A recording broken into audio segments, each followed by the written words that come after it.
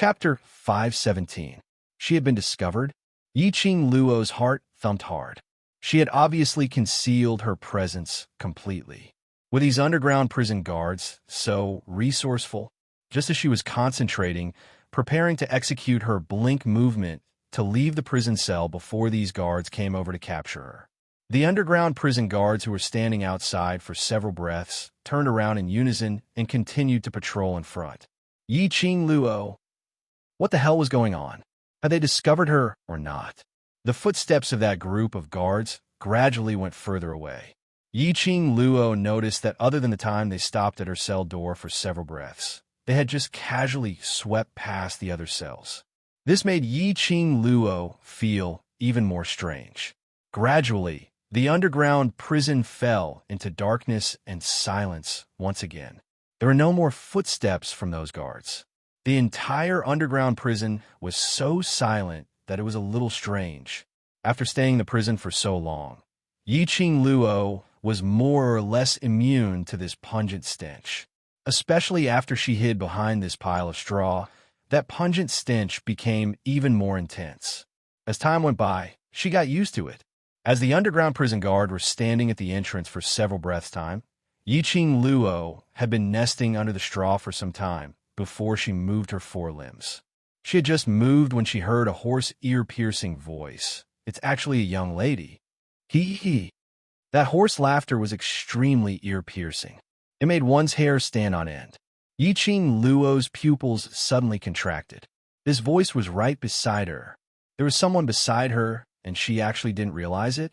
Yiqing Luo's brows creased in alarm as she speedily pushed the straw aside and rolled on the ground. After she was far away from that direction, she congealed her gaze towards the direction of the voice as she suppressed her voice. Who is it?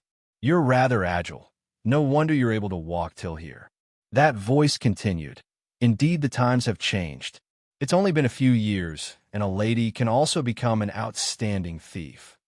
Hearing this emotional voice and words, Yiqing Luo's tightly knitted brows loosened slightly. This voice was very old and belonged to a man. Perhaps it was because his throat was dry. It sounded a little hoarse. This old man didn't have any ill intentions. Yiqing Luo narrowed her eyes as she carefully sized up the old man who was sitting beside her. This old man, just who was he? Before she teleported in, she had specially sensed this prison cell, and there was no sound at all. Moreover, she had been lying in the pile of straw for at least half an hour. She did not notice anyone beside her at all. If not for the old man's words, she probably wouldn't have realized it. Little girl, there's no need to treat me like a scourge.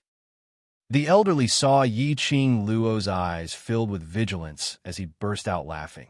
I'm trapped by the profound ice shackles and can't move at all. Profound ice chains? Yiqing Luo had heard of this before. It was rumored that the spiritual energy of heaven and earth had been gathered to form the indestructible ice as its material, and it was forged by the #1 blacksmith. Those who were chained by the profound ice shackles, no matter how high their profound rank was, no matter how strong they would not be able to break free. Old man, who are you? Yiqing Luo got closer and pushed aside the straw. He saw an old man dressed in ragged clothes, his hands fixed to the wall. The chains that fixed him in place glowed with a cold light. They were indeed profound ice chains.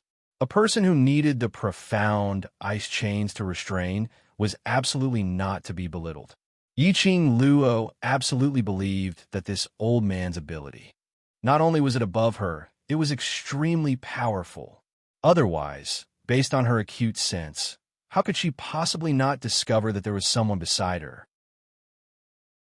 Chapter 518. So, earlier those dungeon guards weren't looking at her, but this old man?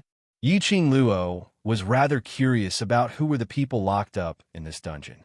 She placed her vision back onto the old man as she sized him up carefully. The old man looked extremely disheveled. Under the dim light, the old man's clothes were tattered and there were blood scabs on it. His withered yellow hair was in a mess, looking like a bird's nest as each strand was knotted. The old man was covered in filth, and that face was so black that she couldn't tell what he looked like originally. Yiqing Luo suddenly recalled the old man's emotional few years as the corners of her eyes twitched. He couldn't have been locked up here for so many years and had not taken a bath right. Who I am isn't important. What's important is, young lady, if you fall into this place, you'll be the same as me, trapped here. Although the old man was covered in filth and his entire face was black, but only that pair of crystal-clear eyes was exceptionally bright. What kind of enemy is this? Yiqing Luo didn't doubt the old man's words. The old man obviously didn't look like an ordinary person, but he was still imprisoned here by the profound ice shackles. She didn't feel that she could escape easily, but the meaning behind the old man's words represented that he knew what this place was. The old man shook his head and that chicken nest-like hair floated down a pile of powdery dirt. Young lady, even if you know where this place is, there's no way you can escape. That might not be the case. Yiqing Luo's brows rose. She wouldn't easily come to a conclusion on something that she hadn't tried. The old man squinted his eyes as his lips curled into a faint smile. Looks like young lady is very confident. Actually wanting to leave this place isn't impossible. His smile made Yiqing Luo's back abruptly turn chilly. Yiqing Luo's eyes twitched as she hugged her arms and rubbed them. Aren't you trying to say that if I save you, you'll bring me away? Smart. The old man nodded as the pile of dust on his head floated down like snowflakes. That pitch-black and scab face was smiling into a ball. As expected, Yiqing Luo rolled her eyes as she couldn't be bothered with him. She directly turned around and walked towards the prison cell. Hey, little girl, you don't believe me? From the way you looked at me just now, I saw the word expert. You still don't believe me? Old man saw that Yiqing Luo didn't give him any face and wanted to leave the prison cell as he anxiously leaned forward. The profound ice chains crackled as they rubbed against each other. In the silent dungeon, the old man's voice and the sound of the profound ice chains were extremely clear. Yiqing Luo was so shocked that she stopped in her tracks. Damn it! Was this old man doing this on purpose? With such a loud noise, if those dungeon guards discovered them, neither of them would be able to escape. She turned her head and glared at the old man. I believe you. If you really had the ability to take me away, you wouldn't be trapped here now. The old man heaved a heavy sigh. His body softened and hung heavily on the ice chains. Because of this, the chains let out a loud sound. I not expected that not only can a young lady become a thief, but she's also so intelligent. He muttered softly, shaking his head and sighing. I haven't understood the situation of the outside world for the past few years, so I can't even bluff people. Yiqing Luo. This old man, was he really an expert? Was he really an expert who needed to be trapped by the profound ice chains? Most elderly experts, weren't they all immortal-like? Even if they were in a sorry state, there would still be an immortal air floating around them. This damn...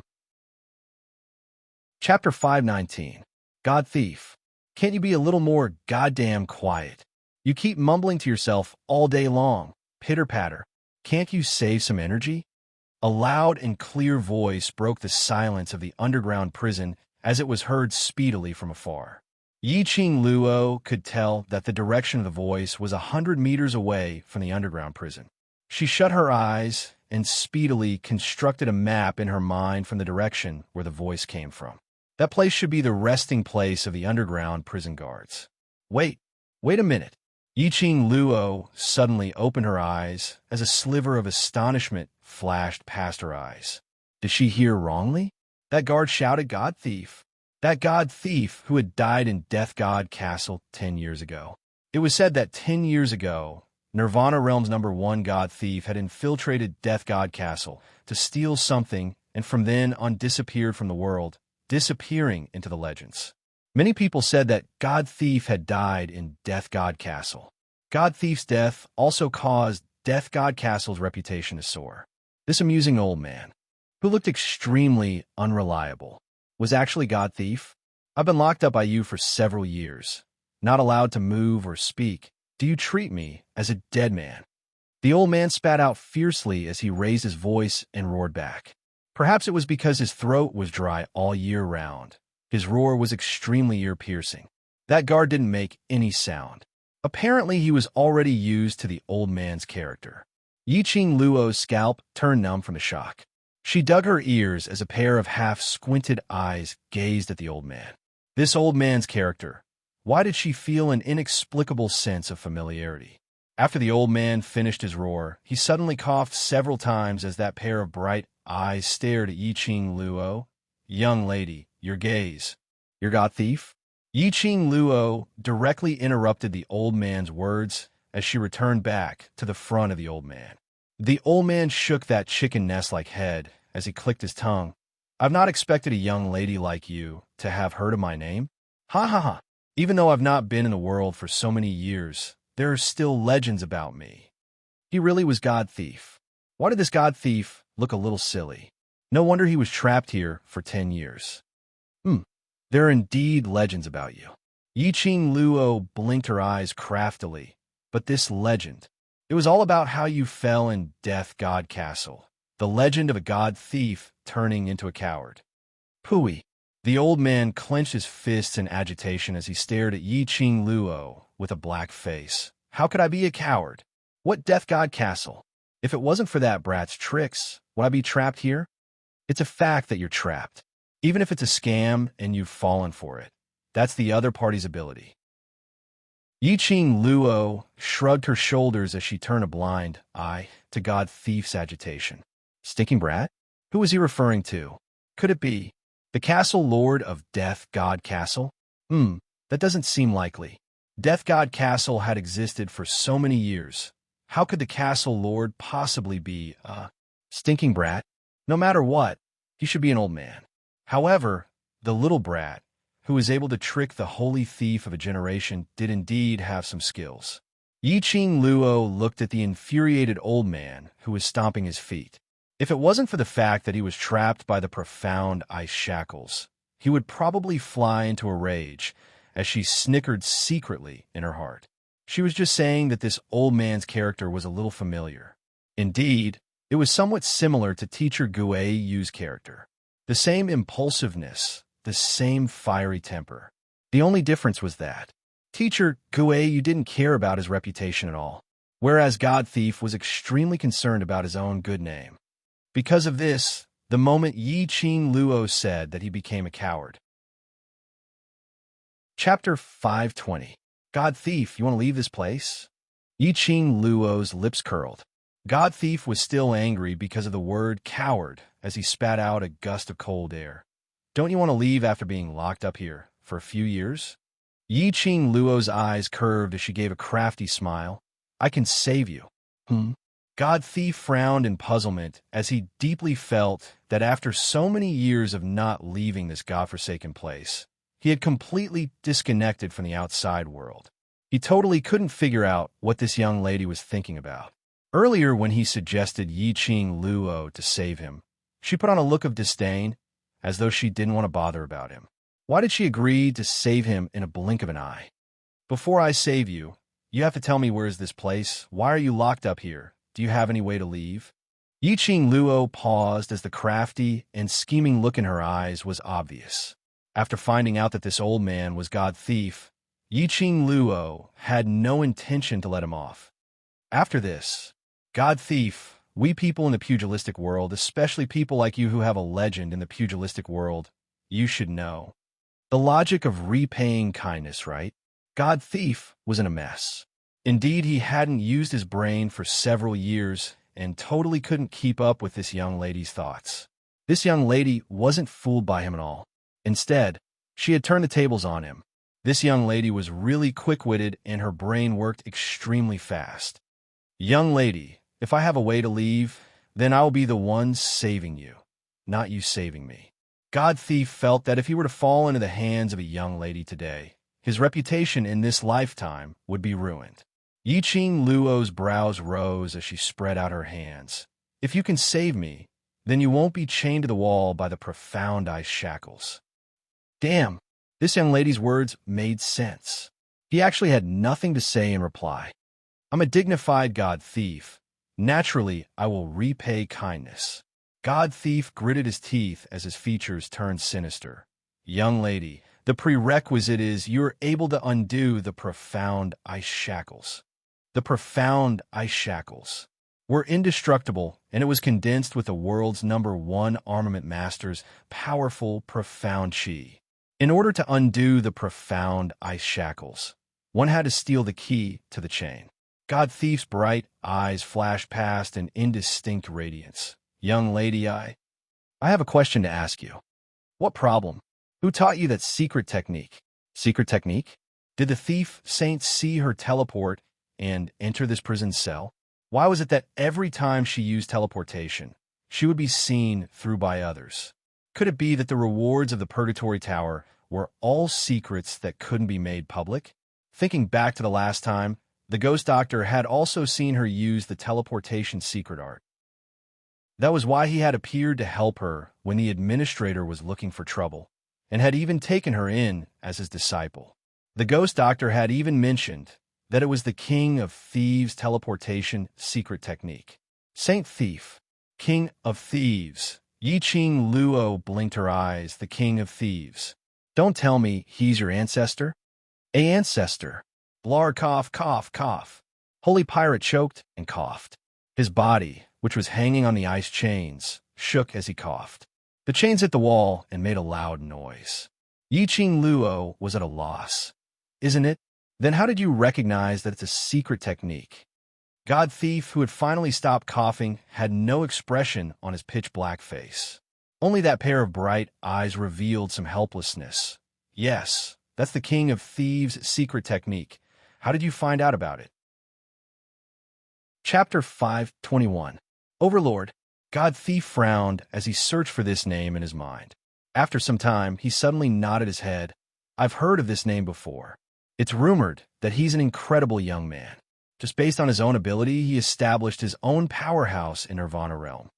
His words paused, and his eyes suddenly shone. I heard that the Imperial Palace has kept quite a number of rare treasures, and they are absolutely not inferior to these things in Death God Castle. It was because of this that God Thief remembered DMO Xian's name. It's him. Yiqing Luo nodded. You know the blink movement secret art? The light in God Thief's eyes dimmed slightly. He muttered DMO Xian's name and immediately shook his head. No. Initially, he opened his mouth to talk to this young lady was because she displayed the blink movement secret art. He wanted to find out from her mouth where she learnt this secret art from and how she learned it to such an exquisite level. DMO Xian. Could it be that the item from that year was with DMO Xian? Could it be that your old ancestor didn't impart this secret art to you instead? Instead, he placed it in the Purgatory Tower as the reward for the first level of Purgatory? Yiqing Luo didn't ask this question. God Thief hid the deep meaning in his eyes, and when he raised his eyes again, his eyes were filled with smiles. How would I be able to guess old ancestors' thoughts since you know the blink movement secret art? Then it's easy. The profound ice shackles key is on that prison guard. Steal the key over. Steal. After being locked up for 10 years, he still couldn't change his thief's temper. What was on his mind was still the idea of stealing something. Yiqing Luo sat down next to God Thief as she leaned against the wall and crossed her legs. You haven't answered my earlier question. God Thief. This young lady really didn't let go of any chance. This is Death God Castle's underground prison, and those who are in prison here are all cultivators who had once barged into the underground prison, and their cultivation are not bad. God Thief muttered to himself for a moment and started to answer Yiqing Luo's question. Those who are able to barge into the mechanism and reach the underground prison are all cultivators who were in Death God Castle and almost succeeded. When Yiqing Luo heard that, her slender brows creased slightly as she didn't understand. In a place like Death God Castle, shouldn't they just kill the intruders after catching them? Why did they go through so much trouble to build a dungeon and lock these people up in it? This trial lasted for 10 years. What benefits did this bring to Death God Castle? Because Death God Castle needs cultivators with decent abilities to nurture into their own thieves. Holy Pirate squinted his eyes and shot out a sharp light. If you do not agree, you will be locked up here and beaten every few days until you agree. As a thief, a thief who could enter Death God Castle. He must be a famous thief in the Nirvana realm. Some of these thieves had their own teams and weren't willing to betray them. Some of them had their own pride and were unwilling to lower themselves to others. But some of them, because they could not withstand the vicious beatings every now and then, finally agreed to the Death God Castle's request and signed a life and death contract. You were beaten up for 10 years? Yiqing Luo was astonished. Even the word coward was able to agitate God Thief's pride. So how did he survive after being beaten up by these guards for 10 years? No wonder God Thief's body was riddled with scars and scabs of all sizes. Chapter 522. These people in Death God Castle were really patient. 10 years didn't agree, so they guarded for 10 years. These guards had extremely good control over the way and strength they used to beat people. Apparently, they had gone through special training. Not only did they hit the most painful part of the human body, but they also didn't hurt the cultivator's meridians in case it damaged the cultivator's ability. Yiqing Luo was about to kneel down in front of Death God Castle's Castle Lord. She had to admit that Death God Castle's Castle Lord was indeed an intelligent person. There was no lack of talents in this world, but what they lacked were talents who could be used by themselves. Making use of Death God Castle's rare treasures, they attracted numerous outstanding thieves or cultivators to come forth to steal. Following that, they fell into Death God Castle's trap and were locked in the underground prison. If they were to submit and sign the life and death contract, it would be equivalent to selling their lives to Death God Castle for the rest of their lives. Death God Castle had established their own forces and were able to call on these thieves to search for rare treasures. Later on, they placed these rare treasures in Death God Castle as publicity. It was simply too profitable. But Yiqing Luo felt that by gathering these top exponents whose lives were in their hands, it was absolutely not just to contribute to Death God Castle. Death God Castle's Castle Lord should have an even bigger plot. As long as you undo the profound ice shackles, I naturally have a way to get out. God Thief had been keeping silent all this while, and couldn't help but open his mouth to urge, steal the guard's key and help me undo the profound ice shackles first. Are you sure? Yiqing Luo felt that it wasn't reliable no matter how she heard it. If God Thief really had a way to get out, would he still be trapped here for 10 years? Although so many years have passed, but I remember clearly everything regarding Death God Castle's internal affairs. God Thief said with utmost certainty. Yiqing Luo could tell that God Thief's self-confidence was swelling continuously. Forget it. She wouldn't tease him anymore. Even if God Thief had no way to leave, Yiqing Luo intended to bring him away. Towards those with ability, she admired them, especially this old man who was renowned in the entire Nirvana realm 10 years ago and was given the title of God Thief. Yiqing Luo naturally had the intention to rope him in. The world group was currently in the development stage, and those youngsters still needed more tempering to grow step by step. If God Thief was willing to stay in the world group, it would definitely be beneficial to the world group. There's no need to go through so much trouble to steal the key. If I'm not careful and get discovered by the guards, not to mention the key, even I might end up hanging on the wall like you.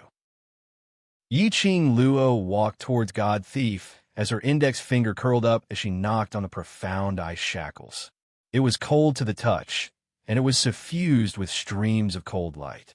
As expected of the mystical ice shackles that were recorded in the Rare Treasures record, this material, this strength, it was really indescribable. If it wasn't for the sake of saving trouble, Yiqing Luo really couldn't bear to destroy this profound ice shackles. Under God Thief's astonished gaze, Yiqing Luo's fingers shook as a red feather fan blossomed with a bewitching flame glow, as though a fire elf was dancing excitedly on her fingertips. The red light flashed and transformed into a pair of sharp red blades. Crack! The profound ice shackles broke. Holy Pirate's arms suddenly drooped. He lost the support of the profound ice chain as he laid limply on the pile of straw. For the past 10 years, other than being beaten up viciously or being brought to undergo brainwashing, God Thief had always maintained the posture of being hung on the wall with his hands stretched out.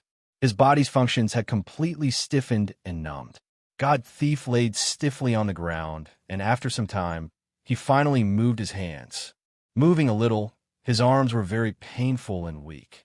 But no matter how he moved, he was still free. Chapter 5:23. Yiqing Luo's fingers clenched the feather fan tightly as she released another 2 sharp blades, slashing apart the restraints on God Thief's legs. God Thief's entire body tensed up as he trembled, as he kept on moving his body, trying his best to move his 4 limbs. He moved and propped himself up as he flipped over. He raised his hand up high, and the dim light from the fire shone into his eyes through the gaps of his fingers. God Thief inexplicably felt a sour sensation at the tip of his nose as his eyes turned moist and hot. How many years had it been? How many years had he been imprisoned for? Finally, he was reborn. God Thief's lips revealed a relaxed smile. "Young lady, this weapon of yours is just too heaven-defying to even be able to sever the profound ice shackles." No one was clearer than him on the might of the profound ice shackles. If it wasn't for the indestructible profound ice shackles, how could he possibly be trapped in this place for 10 years? However, this young lady had effortlessly swung her fan and swung it with ease. He thought that he had to wait for Yiqing Luo to steal the key before he could be freed. Yiqing Luo's expression didn't contain any excitement or agitation. She squinted her eyes slightly as it shone with a biting cold glint. "God Thief, I'm going to ask you a serious question. If we're discovered now, based on your current condition, will you be able to escape?" God Thief, who was lying on the ground, raised his hand up high as it drooped down weakly. That pair of sparkling eyes were fixated on Yiqing Luo. "It's too late." Yiqing Luo's eyes flashed as she displayed that set of footwork, and her petite figure instantly burrowed into the straw. At the same time, a series of orderly and powerful footsteps were heard outside the prison cell. Immediately following that team of prison guards appeared outside the prison cell. "God Thief, we don't have time to waste with you.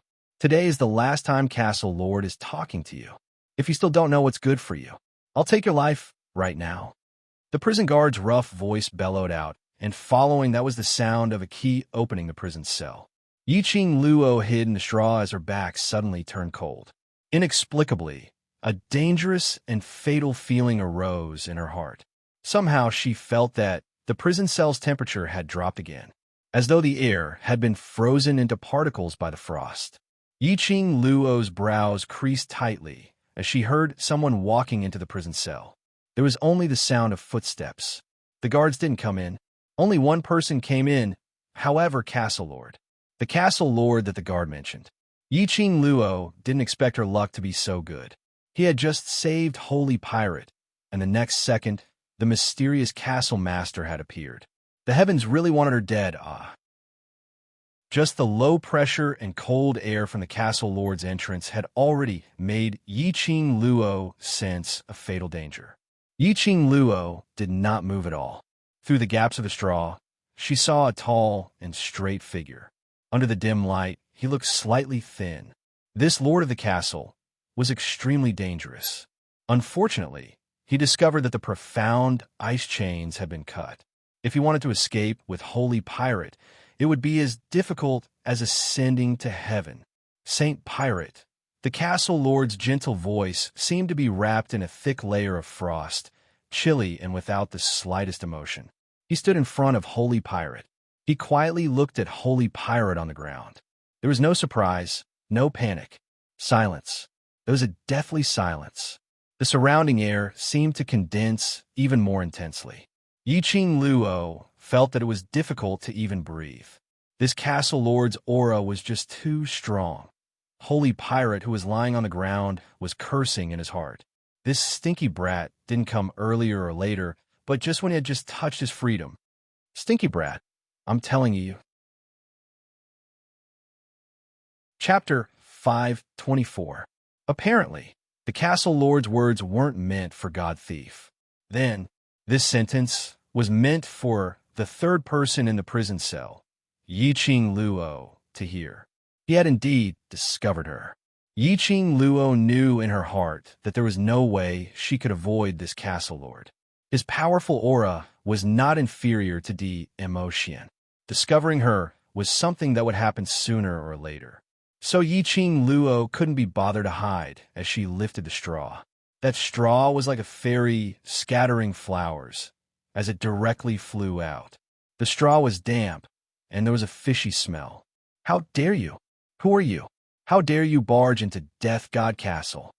The prison head, who was standing outside the prison cell, saw an unfamiliar lady in the cell, and his expression instantly turned gloomy, especially when he saw the pile of straw that the lady had lifted as it scattered onto the castle lord. How dare you be so rude to the castle lord?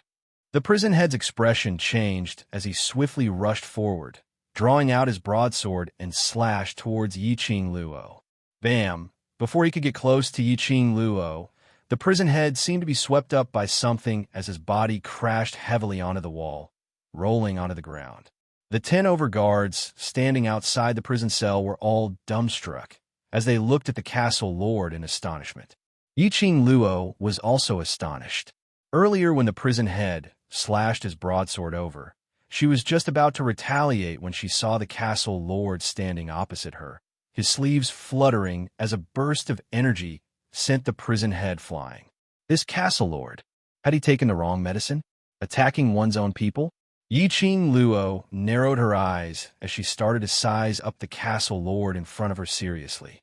His jet black hair danced in the air, not tied up or tied up. The first thing that attracted Yiqing Luo was his eyes. It was a pair of cold, aloof, and arrogant eyes that glowed with a cold light. No desires, as calm as still water. It was as if nothing in the world could enter his eyes. He gave off a kind of coldness which made one's scalp go numb, as though it was covered with frost. That kind of coldness was emitted from his bones, a coldness towards all living things in the world. He just stood there, giving off a feeling of disdain towards the world. He was cold, but that face seemed as though it was sculpted by God's craftsmanship, full of vigor. What made Yiqing Luo even more astonished was that this person was wearing a blood-red long robe. It was fiery red like blood, representing passion and an evil charm that could charm the world. Such a cold youth was definitely not suitable for such a color. However, when he wore this red, he gave off a different aura. It did not feel out of place at all. Meeting his eyes, Yiqing Luo felt as though her entire body was wrapped in ice as she subconsciously shivered. Yiqing Luo opened her mouth, but her throat felt dry and uncomfortable. But Yiqing Luo discovered that when she opened her mouth to spit out a word, she clearly saw a sliver of faintly discernible light in that pair of castle lord's unperturbed eyes, which seemed to have no focus at all. After some time, he didn't manage to wait for Yiqing Luo's next words. The lord of the castle frowned as a fierce look flashed across his eyes. Have we met before? Yiqing Luo frowned slightly and finally found her voice. He felt that this person's face was very familiar. He must have seen this person somewhere before. But at this moment, she couldn't remember. When he heard Yiqing Luo asking this question, a fierce look flashed past Castle Lord's eyes. He took large strides towards Yiqing Luo. What pounced on her was the cold, arrogant aura which the Castle Lord brought. Yiqing Luo's heart shuddered as the alarm went off, and she speedily retreated backwards. But her legs had not even moved a single step. That castle lord was already standing in front of her, toes against toes. His loose black hair on his shoulders, because of the cold wind, floated onto Yiqing Luo's face. Chapter 5:25.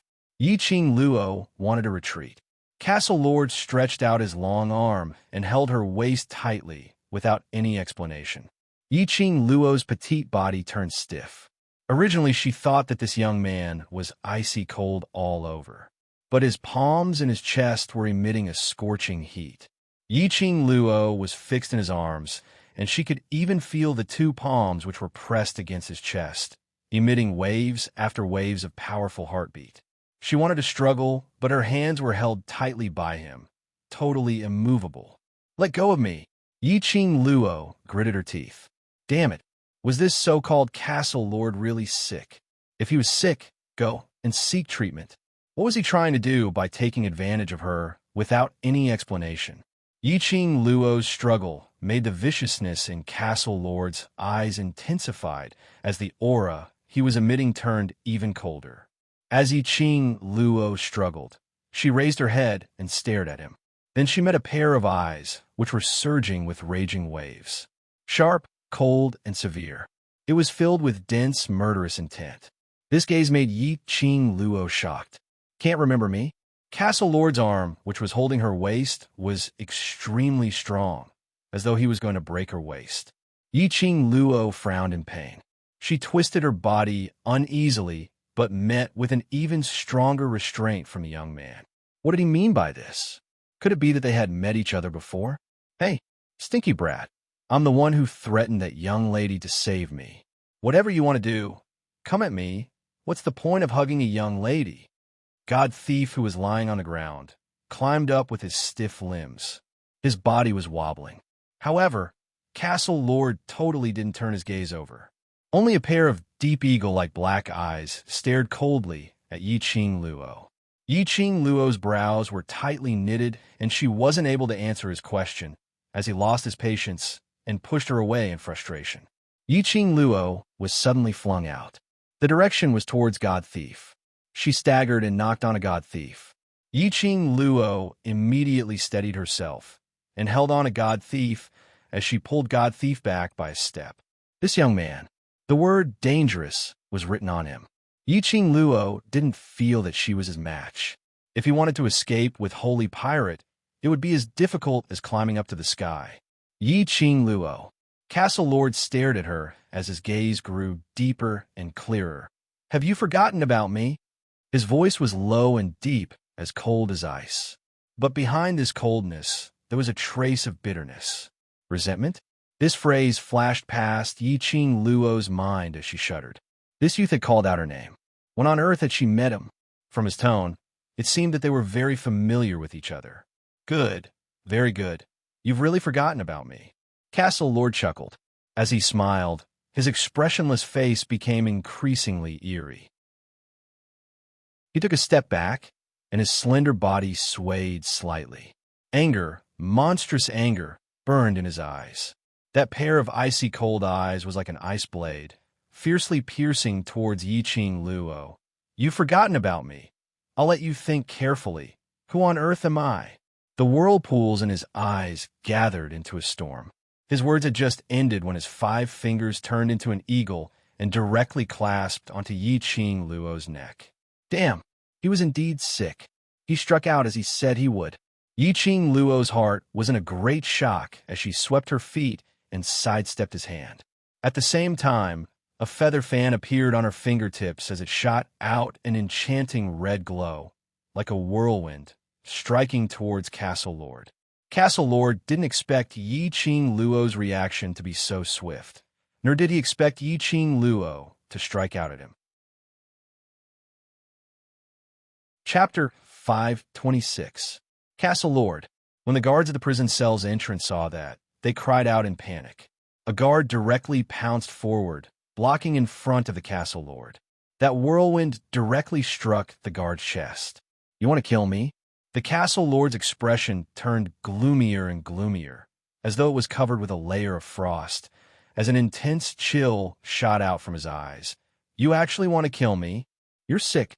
Yi Qing Luo kept her feather fan as she stared at him vigilantly. "You're allowed to kill me, but I'm not allowed to retaliate. Your life is mine. If I want you to die, then you have to die." The Castle Lord's gloomy eyes were swirling with a whirlpool, as though it was going to swallow up everything around it. Yi Qing Luo's brows creased as she was stared at by that pair of eyes until her hair stood on end. She was absolutely certain that this Castle Lord was sick, and it wasn't a light illness. Yi Qing Luo couldn't be bothered to tangle with this Castle Lord who had a hole in his brain. That bunch of brothers of hers were still waiting for her at the exquisite pagoda. "My life is my own. No one can control my life. Yi Qing Luo squinted her eyes slightly as her lips curled into an enchanting smile. Castle Lord keeps saying that I've forgotten about you, yet still acting so irritable. Could it be I'm Castle Lord's dream lover? Her tone was extremely frivolous, with a hint of a Casanova flirting with a decent lady. But this frivolous tone made one unable to feel annoyed. Those guards who were holding onto the head of the prison guard, and those injured guards were all shocked. They stared at Yi Qing Luo with their mouths agape, totally unable to believe that there was such a shameless, audacious lady in this world. Yi Qing Luo's meaning was very obvious. She was ridiculing the castle lord for pestering her endlessly, which meant that she totally didn't know the castle lord, and narcissistically treating herself as the castle lord's dream lover. But the castle lord indeed didn't seem right. If it was any other intruder, even if it was a lady in the castle lord's eyes, she was just a tool to work for Death God Castle. They had never seen their castle lord treating a lady like this. No, to put it more accurately, they had never seen their castle lord being so attentive towards anyone. In the eyes of the castle lord, no one could be tolerated. In this way, the raging fury in the dungeon guards' hearts towards Yi Qing Luo slowly subsided. Today my thoughts are indeed a little chaotic. Why don't we meet again another day and have a good chat? How about that? Yi Qing Luo's eyes narrowed as her lips curled into a charming smile, becoming more and more flirtatious. Her smile was like a blossoming mandala, releasing a soul-stirring charm. The castle lord was still expressionless, but his frosty eyes were faintly flickering with a faint luster. Just at this moment, the feather fan in Yi Qing Luo's hand suddenly opened up. All the straw in the dungeon was swept up by the whirlwind. That speed was extremely fast. In an instant, all of them covered the castle lord's body. The straw had an extremely pungent smell. Before the guards could react, they felt a whirlwind blow past them. In the cell, apart from the castle lord, who was covered in straw and resembled a wooden stake, there was no one else. Castle master. The guard were all alarmed. Chase them. Give chase. Stop that woman and god thief. Go and shoot the signal flare. Some guards swiftly reacted as they stood up and ran while shouting for their companions. No need. Her cold voice was light and slow, but it was filled with an irresistible charisma. The guards' footsteps halted. The guards who were surrounding the castle lord, helping him to sweep away the smelly straw on his body, were all stunned. Earlier, when he was facing that young lady, he was fierce and evil, shouting for her to kill. Now, their castle lord intentionally let that young lady go, not hesitating to let that young lady sweep his entire body with smelly straw. Chapter 5:27. Yi Qing Luo brought God Thief along as she executed her blink movement, and in a blink of an eye, she teleported to the place where the guards were resting. Her sharp vision swept the surroundings, and very quickly, she saw a stone door in front of the guards' resting room. This should be the exit. She had not wasted her efforts to calculate the location of the guards' resting room in her mind. Yi Qing Luo turned her head towards the direction of God Thief's locked prison cell and didn't hear any footsteps chasing up to them. She heaved a sigh of relief. Earlier, when she led God Thief to execute his blink movement, she actually had no confidence. After all, she had only comprehended less than 20% of the blink movement secret art. Just her alone blink movement was already a little strenuous.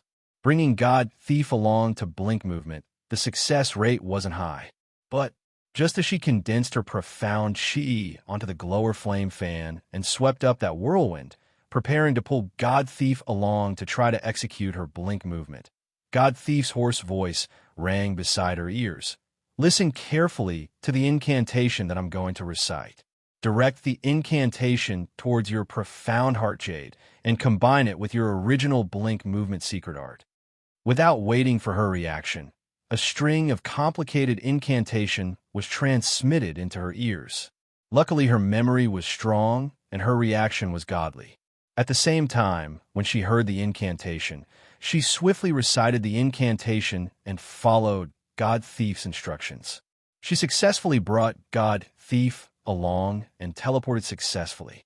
At this moment, Yiqing Luo had no time to ask God Thief why he knew the blink movement secret art.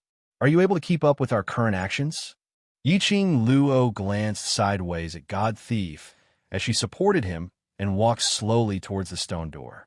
Although God Thief's limbs moved slightly, but after all, he had been restrained for 10 years, and his body's various functions weren't able to return to normal so quickly. Every single step he took was supported by Yiqing Luo. Yiqing Luo had already touched the stone door switch. Seeing the stone door slowly opening up, revealing the pitch-black and strange secret passage, Yiqing Luo glanced sideways at God Thief, whose face was filled with embarrassment, and didn't say anything more as she directly squatted down in front of him. God Thief was stunned. After waiting quietly for a moment, Yiqing Luo became impatient as she patted his shoulder. Quickly, if they chase up to us, none of us will be able to escape. God Thief's pitch-black face didn't show any emotions. He pursed his dry lips as his bright eyes sparkled with an unknown dark emotion. This little girl, why was it so different? You could have left me behind. Before he could finish his words, Yiqing Luo could no longer tolerate it as her body arched downwards, forcefully carrying his body on her back. God Thief obviously sensed that Yiqing Luo's breathing had turned heavier. Although he had suffered miserably in the dungeon over the past 10 years, and his entire body had become thinner, he was still able to maintain his composure. But he was still a man. Yiqing Luo didn't hesitate as she carried him on her back and directly walked into the secret tunnel. He stared at this girl who looked extremely thin but was filled with great hope. Holy Pirate's heart, which had been silent for 10 years, slowly came back to life. Looks like the turning point of his fate had really arrived. One harbored such thoughts while the other was concentrating on searching for the map drawn by DMO Xian in her mind. No one noticed that after they stepped into the secret passage, the stone door behind them quickly closed. Before it closed, a pair of bone-chilling, yet complicated eyes stared at them without blinking. Fort Master. The guard beside him was so frightened that he couldn't guess what the Fort Master was thinking. The Fort Master's eyes were cold. Just one look seemed to make one fall into an ice cellar, chilling to the bone. She wasn't pretending. The way she looked at him was as though she was looking at a stranger. She had really forgotten about him, had forgotten who he was. Chapter 528. After stepping into the secret tunnel, Yiqing Luo was initially still very cautious, afraid that there were any mechanisms or arrays. After walking for a long distance, they did not encounter any danger. After turning a corner, Yiqing Luo heaved a sigh of relief when she saw the secret tunnels extending in all directions. Finally, it was the secret passage on the map. Yiqing Luo searched for her current location in her mind and found the secret tunnel in the direction of the exquisite pagoda as she headed straight for it. Young lady, the direction to leave is that way. God Thief laid on Yiqing Luo's shoulder as he reminded her. Yiqing Luo's footsteps didn't stop as she followed the map in her memory and the array marked by DMO Xian, speedily avoiding every single array. Even though she was carrying Holy Pirate on her back, it did not slow her down. The strange footwork under his feet continued to be displayed.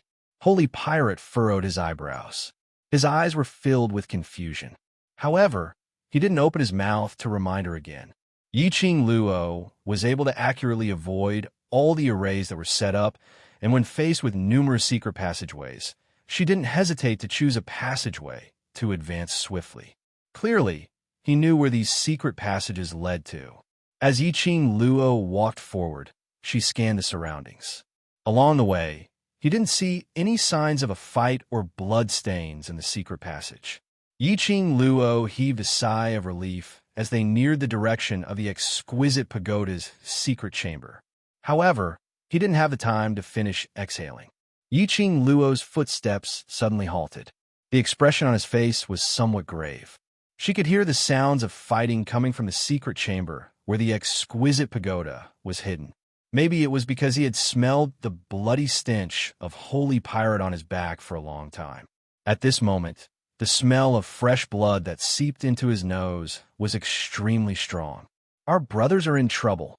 Yiqing Luo's pupils contracted as she increased her speed and directly rushed into the secret room. There were several luminous pearls hanging in the secret chamber. It illuminated the entire secret chamber. The secret chamber was already in chaos. The youngsters of the World Group were wielding their weapons as they battled with a bunch of cultivators dressed in green robes with mercenary group badges on their chests. Iron-blooded knights. Yiqing Luo saw the totem on the mercenary group badge. Wasn't he Yu Chi Peng's Iron Blood Knight? There were quite a number of Iron Blood Knights, at least 40 of them. 30 over people were fighting with the World Group's youngsters. The remaining dozen or so people took out 3 interspatial bags and tossed all the rare treasures in the secret chamber into them. An interspatial pocket was a magical artifact that was second only to an interspatial ring. Normally, a space pocket could only hold 100 items at most. He really didn't want to let go of even the slightest bit of advantage. Yiqing Luo narrowed her eyes. Those people who were still in battle had not discovered her arrival. Yiqing Luo placed God Thief in a corner. "Wait for me here."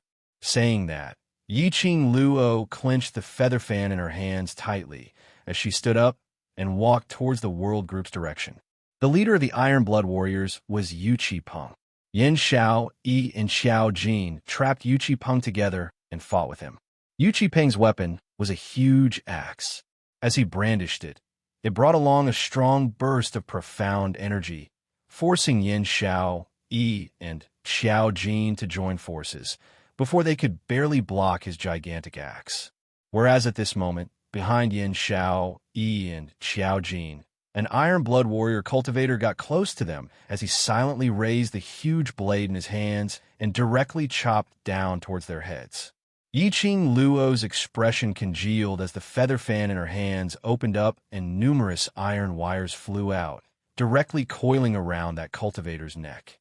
Her fingers clasped the feather fan tightly as she pulled with all her might. The Iron Blood Warrior cultivator's body was flung towards Yu Chi Peng. Chapter 529. Instantly, flesh and blood splattered everywhere. Yin Xiao, Yi, and Xiao Jin reacted in time as they speedily retreated, evading the huge axe's profound chi fluctuations. Qing Luo, on seeing that familiar figure appearing in front of them, the both of them were overjoyed. The other youngsters who were battling heard Yin Xiao Yi's voice and immediately turned their gazes over. Indeed, they saw that slender figure standing in front of Yu Chi Peng. Her posture was outstanding as she stood upright. Her pair of charming eyes were like torches, as though it was tainted with endless frost as she stared coldly at Yu Chi Peng. She didn't look at them, but the youngsters could feel Yiqing Luo's worry towards them. Their hearts, which had been hanging in suspense, mysteriously calmed down. As long as Yiqing Luo was here, everything would not be a problem. There was no difficulty which could obstruct their footsteps. They had already barged into Death God Castle and obtained the exquisite pagoda. Were they still afraid of the Iron Blood Warriors? Trying to spoil their mission? Trying to disintegrate the World Group? No, but they could. The youngsters' battle intent was instantly ignited at the instance when Yiqing Luo appeared. God Thief, who was sitting in the corner, trying his best to loosen up his muscles, and when he saw this scene, a sliver of astonishment flashed past his eyes. These youngsters actually exploded with energy, which made him feel overwhelmed in an instant. Their gazes were filled with a confident glow. Was it because of Yiqing Luo's appearance? It seemed as though these youngsters' gazes were indeed revolving around the young lady. Indeed a lass who was filled with surprises. He was getting more and more interested in this lass. At this moment, Yiqing Luo didn't know what God Thief was thinking about. Her cold gaze swept past Yu Chi Peng in disdain as her lips curled into a sneer of ridicule. Eldest young Master Yu Chi is such a filthy person. What's the logic of snatching the mission which had already been given away? Given away? You're obviously the one who snatched it away forcefully. Yu Peng's eyes burst out with an eerie viciousness. This originally belongs to me. If you don't have the ability to keep this mission, then don't try to be brave. Yiqing Luo sneered. That's right, if you don't have the ability to keep the mission, then why try to be brave? Now you're like a sinister rat, playing tricks behind the scenes, which really suits your Yuchi family style. Yu Peng's expression turned stiff. Yiqing Luo's words were obviously mocking him. In the mercenary guild, he was the one who couldn't hold on to the mission and gave it to the world group. A wisp of faintly discernible black energy flashed past Yu Peng's eyes. His hand, which was holding the huge axe, tightened as he directly chopped towards Yiqing Luo. What are you talking about? Speak with your ability. When the axe chopped down, it brought about an extremely strong fluctuation of Xian Qi. Yiqing Luo narrowed her eyes as she speedily took half a step back. Her eyes were filled with coldness as she curled her lips in disdain. Is young Master Yuchi so afraid of the world group? He actually didn't hesitate to use his own soul to make a deal. Looks like the Yuchi family's fate has come to an end. It was just as she and Old Man Song had guessed. This Yuchi Peng attached the aura of the dark forces onto the giant axe. Such a deal could easily end up like what happened to Yi Qingling in the past, where her soul was completely devoured by the dark forces' profound yin qi. The reason why Yuchi Peng was so confident was indeed because of the deal with the dark forces. Hearing Yiqing Luo's words, Yuchi Peng's expression changed slightly. His gloomy eyes were filled with coldness. Occasionally, a wisp of black gas would flash past. How did you know? How did you know about the dark forces' energy? How did you know that he had used his soul to make a deal? His deepest hidden secret had been discovered by Yiqing Luo. He was even ridiculed by Yiqing Luo. This was as though his pride had been stepped on fiercely by Yiqing Luo. Chapter 530. Yiqing Luo's eyes sunk slightly. In her mind, Old Man Song sighed worriedly. If the dark force's energy was residing in Yuchi Peng's courtyard, then perhaps Yuchi Peng could still be saved. But now, Yuchi Peng chose to let the dark force's energy to attach itself to him at any time and place. Now that he was exposed by Yiqing Luo, his heart suffered a heavy blow. A restless and uneasy heart had an opening, allowing the dark force's energy to swiftly swallow Yuchi Peng's soul. When Yiqing Luo heard that, she recalled the previous Yiqing Ling. After she was controlled by the dark forces, she became a marionette. That energy was extremely strong. If the dark force's energy was completely merged with Yuchi Peng, then it would be even harder to deal with. This mission, Iron Blood Warriors must take it. Yuchi Peng suppressed the panic and fear in his heart from being seen through, as he waved the huge axe in his hand, chopping towards Yiqing Luo's head. Yiqing Luo's lips curled upwards as the feather fan in her hand spun, condensing profound qi into the feather fan, shooting out numerous bewitching red rays, like sharp blades, meeting Yuchi Peng's attack. Yiqing Luo resisted Yuchi Peng's attack. Moreover, it was a relaxed look, without any pressure at all. When Yin Xiao Yi and Xiao Jin saw this, they were reassured. At the same time, they joined the other youngsters' battle. Momentarily, the entire secret room was in chaos as the blood stench became thicker. In midair, the red rays, sharp blades spun, encircling Yuchi Peng's surroundings once. Following that, like a whirlwind, it directly spun towards Yiqing Luo's direction. Yiqing Luo's slender hand stretched out as she caught the feather fan steadily. The next second, her feet were like the wind as she speedily closed in on Yuchi Peng. Yuchi Peng's huge axe looked heavy, but when he waved it, it was extremely nimble. His reaction was extremely swift, as that axe blocked Yiqing Luo's flying red ray's sharp blades. Only when he blocked the last sharp blade, his back suddenly felt a chill. He saw Yiqing Luo, who was originally standing 10 steps away from him, suddenly appearing behind his back. He raised his huge axe, speedily turned around, and chopped downwards. This turn, he saw the crafty sneer in Yi-Ching Luo's eyes. At the same time, Yuchi Peng felt a dull pain on his chest. He saw Yi-Ching Luo had unknowingly slipped out a dagger from the handle of that feather fan. The dagger pierced into his chest without missing an inch. Immediately following that, Yi-Ching Luo's slender hand slapped hard on the other side of his chest. The inertia caused Yuchi Peng's body to fly backwards. He pulled out the dagger that was stuck in his chest. His entire body smashed into the wall of the secret chamber. Yuchi Peng was in so much pain that his entire face contorted into a ball as his pair of sinister and spicy eyes stared fiercely at Yi-Ching Luo. It was as if he wanted to tear her into pieces. Yi-Ching Luo pulled out a handkerchief from her sleeve and gently wiped the dagger on the handle of the fan. That posture, that attitude, was almost cold and merciless. Eldest young Master Yuchi, even if this mission is given to you, do you really think that you have this life to hand in this mission? Yi-Ching Luo sneered as she casually threw that blood-stained handkerchief onto the ground. She slowly walks towards Yuchi Peng. Her steps are light and her posture is elegant. A sense of fear arose in Yuchi Peng's heart for no reason. After being stabbed by Yi-Ching Luo, followed by a palm strike, he could feel the energy in his body gradually disappearing. Yi-Ching Luo's stab was very accurate. It was just a finger's distance away from his heart. It made him feel so much pain that he wished he was dead, but it didn't take his life. Chapter 531. Yi-Ching Luo looked disdainfully at him from above as her eyes were filled with disdain. Yuchi Peng, think about it carefully.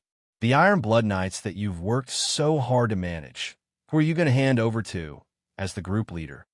Yuchi Peng's expression turned even more subservient. He was so angry that his entire body was twitching and shaking. The wound on his chest was getting more and more painful. Fresh blood kept gushing out, and in an instant, it had dyed his green long robe into blooming red flowers. You dare to kill me. Yuchi Peng clenched his teeth as he squeezed out these few words with extreme difficulty. His forehead was covered with cold sweat. Until now, Yuchi Peng still couldn't believe that he possessed such powerful strength. His profound grade had also risen by 3 grades because of this huge axe surging straight into Earth profound grade. In just one move, he was defeated in the hands of a young lass who was still wet behind her ears. Kill you? Do you need me to do it? Yi-Ching Luo sneered in disdain as she squinted her eyes as she looked at the huge axe in his hand with a smile, which didn't look like a smile. You? This was simply a naked humiliation. Yuchi Peng was so angry that he gritted his teeth as a ball of red emerged on his pale face due to the raging flames. Smart eldest young Master Yuchi, still haven't discovered it? Yi-Ching Luo's brows rose slightly as the arc on her lips became extremely ridiculing. What do you mean? Yuchi Peng realized the strangeness in Yi-Ching Luo's words as his heart suddenly contracted. An ominous premonition started to spread from the bottom of his heart. His question didn't get an answer. Yi-Ching Luo smiled lightly as that long and narrow eyes curled into an alluring arc. That pair of charming eyes was fixed on a certain spot. Yuchi Peng followed her gaze as he looked over. In a split second, his entire face turned as white as paper. His pupils widened as his entire body started to tremble uncontrollably. He saw the blood oozing out from his chest. Those drops of blood formed a bloodline, and with an extremely fast speed, it flowed towards the huge axe in his right hand. Yuchi Peng's pupils continued to expand. What was going on? This huge axe actually sucked human blood? The surrounding Iron Blood Warriors, cultivators, and the World Group's youngsters were all stunned by this scene. They watched in disbelief as the densely packed bloodline spread out on Yuchi Peng's body. Making a deal with your soul doesn't mean that you will give your soul to the other party after you die. Yi-Ching Luo looked at his terrified and flustered look, watching him struggling on his deathbed as she laughed softly. Living souls are much more delicious than dead souls. What the dark forces want is the soul that you leave first.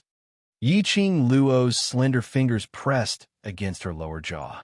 Her curved eyes were filled with an enchanting smile. Save? Save me. Because of fear, Yu Qipeng's entire face was already distorted, looking sinister and terrifying. No wonder he felt his strength draining away so quickly. No wonder he felt like he couldn't muster any strength. You know, this is a soul exchange. You can definitely save me. Save me. There was no one who did not fear death.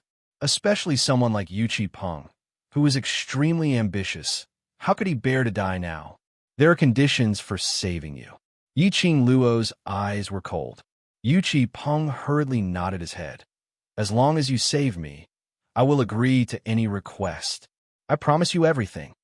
Yiqing Luo's vision revolved around the surroundings. All of you have heard that right. Those cultivators who were scared silly were now in a dazed state. Perhaps it was because Yiqing Luo's aura was too strong. When Yiqing Luo's gaze fell onto them, all of them subconsciously straightened their backs. Heard it. Yiqing Luo looked towards Emohan Shang.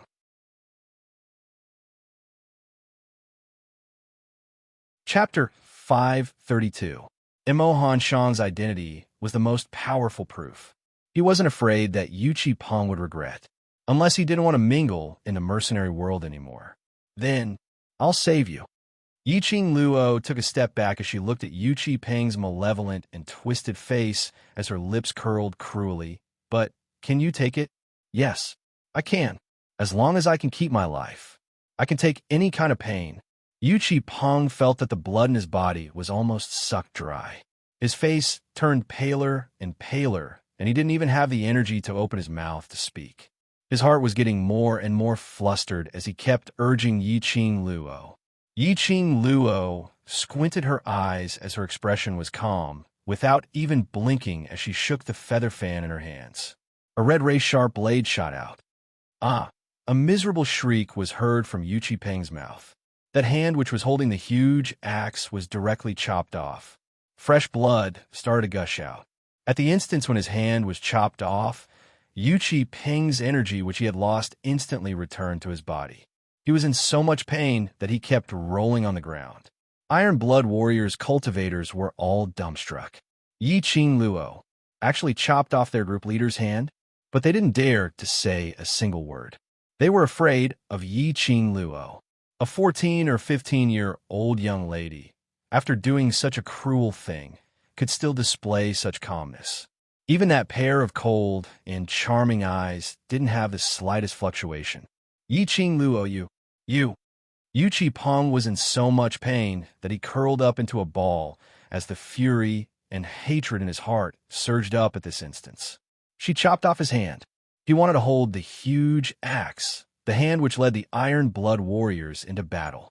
But it was chopped off just like that. From now onwards, he had become a cripple. What about me? Isn't this to save you? Yiqing Luo raised her brows disapprovingly. If not for this, do you think you still have the energy to howl so loudly? Yu Qipeng's eyes, which were filled with fury, instantly choked. He was stunned for a moment as he endured the intense pain in his wrist. Indeed, earlier he didn't even have the energy to speak, not to mention rolling on the ground, or even flying into a rage at Yiqing Luo. That feeling of his body being sucked dry, the feeling of his energy being sucked dry, had disappeared. But if his hand was chopped off, how would he be able to wield an axe in the future? How would he be able to enter the battlefield? He could have just told him to throw away that giant axe. So why did he still? The dark force's energy is the profound Inchi. Once it absorbs your living soul, will you be able to struggle free from that broken axe? Yiqing Luo seemed to have seen through Yu Qipeng's thoughts as she sneered. Even if she could really throw away that axe, Yiqing Luo would not say it out. She wasn't a kind-hearted person, and towards a person like Yu Qipeng, if she didn't teach him a lesson, it would truly make Ninping furious. What kind of place was Death God Castle? This was a place that made countless thieves tremble in fear. She could understand that Yu Qipeng wanted to take back the mission. But Yiqing Luo couldn't understand why Yu Qipeng actually started a fight with the world group in Death God Castle's secret room. If he triggered the mechanism, he would have the power of the dark forces to protect himself. But what about the others? Ever since Yiqing Luo had the idea of establishing a mercenary group, the World Group's youngsters were her reverse scale. She had merely chopped off one of Yuqi Peng's hand, and that was already considered as being merciful. Yiqing Luo's half-squinted eyes were icy cold as her mind recalled the time when she was in the underground prison, seeing that sick castle lord as she shuddered. Chapter 533. Only then did the profound practitioners of the Iron Blood Warriors react. Fortunately, Yuqi Peng specially brought along 2 alchemists for this trip. They were pushed in front of Yuqi Peng, shivering as they helped Yuqi Peng to stop his bleeding and bandage him up. They also fed him quite a lot of medicinal pills. Under Yiqing Luo's urging, they tossed and turned for the time it took to brew a cup of tea. By the time the blood on Yuqi Peng's wrist had stopped, Yiqing Luo speedily asked everyone to leave the secret room. After everyone left the secret room, Yiqing Luo was still standing in the secret room. Qing Luo, still not leaving? Yin Xiao, he leaned in. But he saw Yiqing Luo walking to the side of the huge axe as she stared at that huge axe, half squinting her eyes as though she was thinking about something. On hearing that Yiqing Luo had yet to come out, Yuqi Peng hurriedly ordered the cultivator who was carrying him to rush into the secret room. "What are you doing?" Although Yiqing Luo had saved his life, but from the bottom of his heart, Yuqi Peng despised these brats who were still wet behind the ears. Moreover, he had always been suspicious of Yiqing Luo. Yiqing Luo didn't bother about Yuqi Peng as she slowly squatted down. Yuqi Peng then realized that Yiqing Luo wanted to take away his huge axe. Although the giant axe contained some dark forces power, the power was still there. To profounders, what they desired the most was strength. Yuqi Peng was the same. Otherwise, he would not have used his soul to exchange for more power with the dark forces. Seeing Yiqing Luo's interest towards the huge axe, he thought of the huge axe's power. Fear was fear, but his thirst for power made him unwilling to truly give up on this giant axe. How could Yiqing Luo not see through Yuqi Peng's vile thoughts? She sneered and moved her body away. "Are you sure you still want this broken axe?" Yuqi Peng's gaze stared straight at the huge axe. Immediately, his face was filled with shock, and his entire body trembled. On that huge axe, there was still half of Yuqi Peng's arm. It did not loosen from the handle at all, because it was cut off. His 5 fingers were still tightly gripping the handle of the giant axe. It should have been covered in blood, because half of his arm had been cut off. However, there was no trace of blood on that hand. Furthermore, it was pale and shriveled, as though it was only skin wrapped around a few bones. Yuqi Peng's scalp tingled as goosebumps appeared all over his body. If he had continued to hold on to that giant axe, it wouldn't just be that half of his hand that had turned into a dried corpse. At this moment, how would Yuqi Peng dare to have any thoughts towards that giant axe? Looking at Yuqi Peng's expression, Yiqing Luo knew what he was thinking. She curled her lips in disdain, lowered her eyes again, and reached for the giant axe. "Little girl, wait." Suddenly, an old voice came from behind. Soon after, she heard the sound of staggering footsteps approaching her step by step. Yiqing Luo's hand, which had yet to touch the huge axe, suddenly paused. She turned her head and saw a holy pirate crawl out from the corner. He walked toward her with strange and comical steps. The people standing at the entrance of the secret room were startled. None of them realized that there was someone else in this secret room. Holy shit, who was this filthy, stinky old man? His skin color was completely obscured by the filth on his body. Dark forces? Holy Pirate didn't bother about the gazes on him as he walked directly to Yiqing Luo's side and lifted his leg to kick the huge axe. Yiqing Luo tilted her head. You know, Holy Pirate didn't say a word. On that pitch-black face, Yiqing Luo couldn't tell what his current emotions were.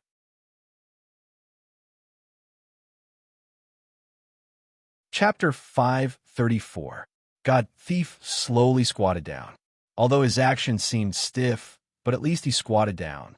He stretched out his hand as he picked up the huge axe. When the huge axe was on the ground, other than feeling that the 5 withered fingers were a little strange, there wasn't anything else. But at this moment, the minute God Thief touched the huge axe, they saw a ball of black, the 5 fingers which were cut off from the long handle, charging directly towards God Thief's hand. The entire huge axe was instantly encircled by the black chi. God Thief. Yiqing Luo frowned as she berated. The feather fan in her hands swiftly waved towards that black chi. Wait a minute. God Thief's voice was gentle and calm. Yiqing Luo's actions stopped abruptly. Her brows creased as she looked at God Thief in puzzlement. But she saw God Thief's finger flicking lightly, and that ball of black chi seemed to have touched something terrifying as it speedily escaped. God Thief stretched out his other hand as he casually waved it on the huge axe. That ball of black chi was instantly dispersed. That half of the hand, which was holding the long handle, suddenly burnt into black ashes. A huge axe reverted back to its normal look. But no matter how ordinary this huge axe's outer appearance was, but the scene of it forming bloodlines on Yu Qipeng's body, sucking Yu Qipeng's blood, and then being enveloped by the extreme yin qi was still deeply rooted in everyone's mind. Keep it. We'll go back and research on it. God Thief passed the huge axe over to Yiqing Luo. Yiqing Luo was stunned as she immediately understood the reason why God Thief didn't allow her to touch the huge axe. After several rounds of understanding towards the dark force's energy, Yiqing Luo roughly knew that this gust of profound yin qi depended on something to survive, which was also the so-called host. Just like Yu Qipeng in his courtyard, he would be attached to by the profound yin qi, but he couldn't leave the courtyard. And this huge axe was the same. The profound yin qi was attached to the huge axe, and if Yiqing Luo had directly touched the huge axe, the next host which the black chi would attach to would be her. Why was God Thief not afraid of this energy at all? Dealing with it, he still looked as though he could do it with ease. This wasn't the time to ask questions, so Yiqing Luo didn't ask any further. She received the huge axe and placed it into the profound phoenix ring, and with her back facing God Thief, she squatted down. Xiao Jin walked in. Qing Luo, let me carry him, you lead the way. Holy Pirate did not hesitate. He jumped onto Xiao Jin's back. Young and strong lads make people feel at ease. Little girl, if I let you carry me any longer, this old man's bones will be burned by your bones. Hearing God Thief's words, Yiqing Luo's lips twitched as she rolled her eyes and walked past the crowd as she walked to the front, preparing to lead the way. Suddenly, a sharp whistle rang throughout the entire Death God Castle. The whistle was sharp, ear-piercing, and deafening. Those with lower profound ranks immediately covered their ears and screamed in pain. Yiqing Luo's expression congealed. It's too late, the castle lord has taken action. Castle Master? Yu Qipeng exclaimed. He had previously inquired about this mission and naturally understood the situation in Death God Castle. The Castle Lord of Death God Castle had always been a legend. Some even felt that the so-called Castle Lord totally didn't exist. The Castle Lord, in Yiqing Luo's words, was it really the Castle Lord of Death God Castle? Qing Luo, did you see Death God Castle's Castle Lord earlier? Yin Xiaoyi's brows creased slightly as she recalled the scene, where Yiqing Luo passed the map to her and left alone. Are you all right? Chapter 535. Everyone was astonished, especially the World Group's youngsters. When they heard Yiqing Luo's words, they instantly became anxious. After all, in their hearts, Yiqing Luo was the strongest among them. Yiqing Luo's invincibility was deeply ingrained in their hearts. He had totally forgotten that Yiqing Luo's profound grade was actually the lowest among the 20 over youngsters. Then what should we do? Xiao Jin turned around to look at the group of brothers behind him.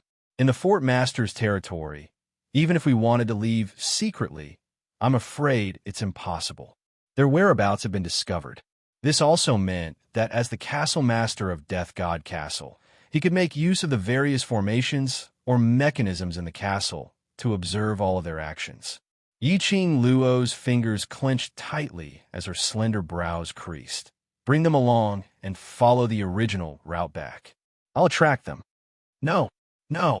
This suggestion had just left Yiqing Luo's mouth when she was interrupted by Qiao Jin and Yin Xiao Yi at the same time. Yiqing Luo had already said that this castle lord was extremely dangerous. If Yiqing Luo was the only one who attracted the castle lord's attention, wouldn't that be pushing Yiqing Luo into the abyss of danger? Trust me, I'll be fine. Yiqing Luo summoned Shi Ju out from the pet space and flipped herself onto its back as she shook her head lightly. If we stay here, none of us will be able to walk out of Death God Castle. But after you guys leave Death God Castle, if I still haven't come out, look for Xian to save me. Yin Xiao Yi and Xiao Jin looked at each other. What Yiqing Luo said wasn't without reason. If they were to stay here, then no one would be able to leave Death God Castle alive. They might as well act separately. As long as they brought the Overlord over, they would definitely be able to save Yiqing Luo. What they needed to do now was to believe in Yiqing Luo. He trusted in her ability to survive. Qing Luo.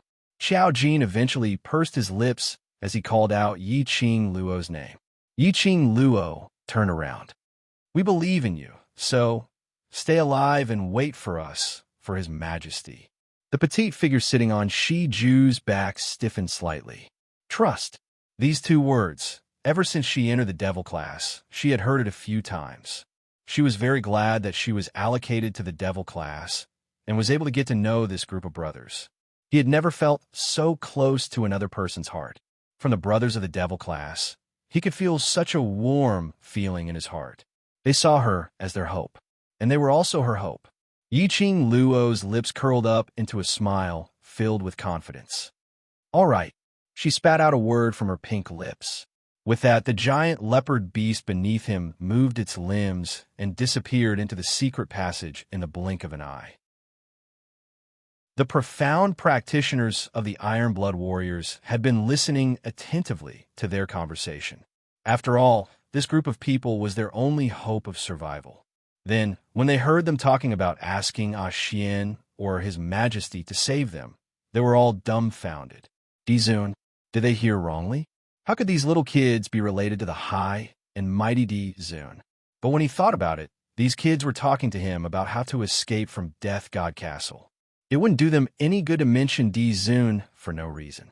Moreover, the Dizun's name seemed to contain the word Xian.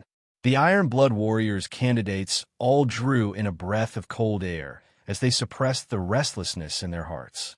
If these youngsters were really related to the Dizun, then they had almost killed all these youths just now.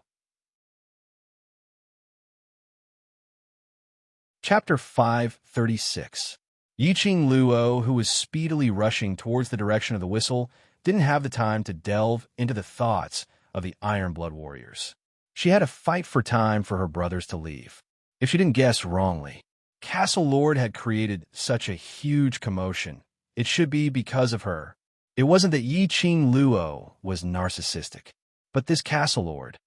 His attitude towards her was really as though he hadn't taken any medication. She only felt that the Castle Lord's face was rather familiar. But that didn't mean that she really knew him. Castle Lord had a "you dare to forget about me" expression, which made Yiqing Luo's heart filled with curses. In her mind, there really wasn't a single bit of memory regarding the Castle Lord.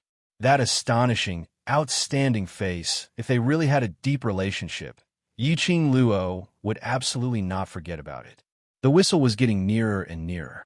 Along the way, Yiqing Luo didn't intentionally avoid any arrays or mechanisms, directly passing through without any obstruction. She was even more certain of the guess in her heart. This Castle Lord's target was indeed her. He intentionally created such a commotion, just to lure her to look for him. In the long secret passage, a ray of light was faintly projected from the front. She was about to reach her destination. That destination which the Castle Lord had set for her. Yiqing Luo didn't have the slightest feeling of relief. Her heart was beating wildly. She frowned as she raised her hand and pressed it against her chest. The rate of her heartbeat was slightly hurried. She was nervous, but also afraid. It had been a long time since she had such a feeling. The whistle sounded, and it stopped. A creak sound was heard, and the flickering door in front of her slowly opened just as Yi Qing Luo approached it. A ray of bright light shot into Yi Qing Luo's eyes. She raised her hand and blocked that ray of light. Squinting her eyes, she stared vigilantly at everything behind this door. Then he saw a figure standing against the light. A blood-red robe, under the light, seemed to be plated with a layer of gold, sparkling with luster. His black hair fluttered on his shoulders, even though there was no wind. Looking from afar, Yi Qing Luo felt the man's entire body emitting a chill. His eyes were filled with a chilly aura, staring straight at her. Yi Qing Luo's heart trembled. Looking around, he didn't see anyone else. Yi Qing Luo's brows creased tightly. That whistle, just now, wasn't that the whistle to summon the guards of Death God Castle? How could this be? Yi Qing Luo's expression suddenly sunk. You want to deal with my friend? The man who stood against the light took heavy steps towards Yi Qing Luo. The cold air that came from his body assaulted her face. He lowered his eyes, his gaze cold, and his tone overbearing. The safety of your friends depends on whether you listen to me or not. Her voice was cold and emotionless, but Yi Qing Luo somehow heard a cool and wild feeling from it. Are you threatening me? Yi Qing Luo raised her brows. She really couldn't figure out what the lord of the castle wanted to do. The castle lord raised his chin. He was indeed threatening Yi Qing Luo. Yi Qing Luo laughed involuntarily. Do you know that what I hate the most is threats? Her smile was like a flower, but it did not reach her eyes. Her voice paused, and Yi Qing Luo's figure moved. Her speed was extremely fast, and in just an instant, the feather fan in her hands was aimed directly at the castle lord's chest. The castle lord dodged sideways. Following that, his long arms stretched out, grabbing Yi Qing Luo's wrist. Using a little strength, Yi Qing Luo's feet lost balance as she staggered and fell forward. Chapter 537. You still want to kill me? The icy cold words seemed to be squeezed out from the slits of his teeth, containing a thick grievance. Castle Lord's chilly eyes were filled with an intense chill as he stared at Yi Qing Luo sinisterly. That gaze seemed to want to tear Yi Qing Luo into pieces, but it concealed some other emotions. It was so complicated that Yi Qing Luo couldn't understand it all. To catch bandits, first catch the ringleader. If I catch you, would I still be afraid of those guards stopping my brothers? Yi Qing Luo calmly met Castle Lord's sharp gaze, not concealing her own thoughts at all. Yi Qing Luo. Castle Lord flew into a rage out of humiliation as he bellowed. The cold and arrogant face of the wooden man twisted a little. Yi Qing Luo's brows creased even tighter. From this look, Castle Lord's face seemed even more familiar. Where on earth had she seen this face before?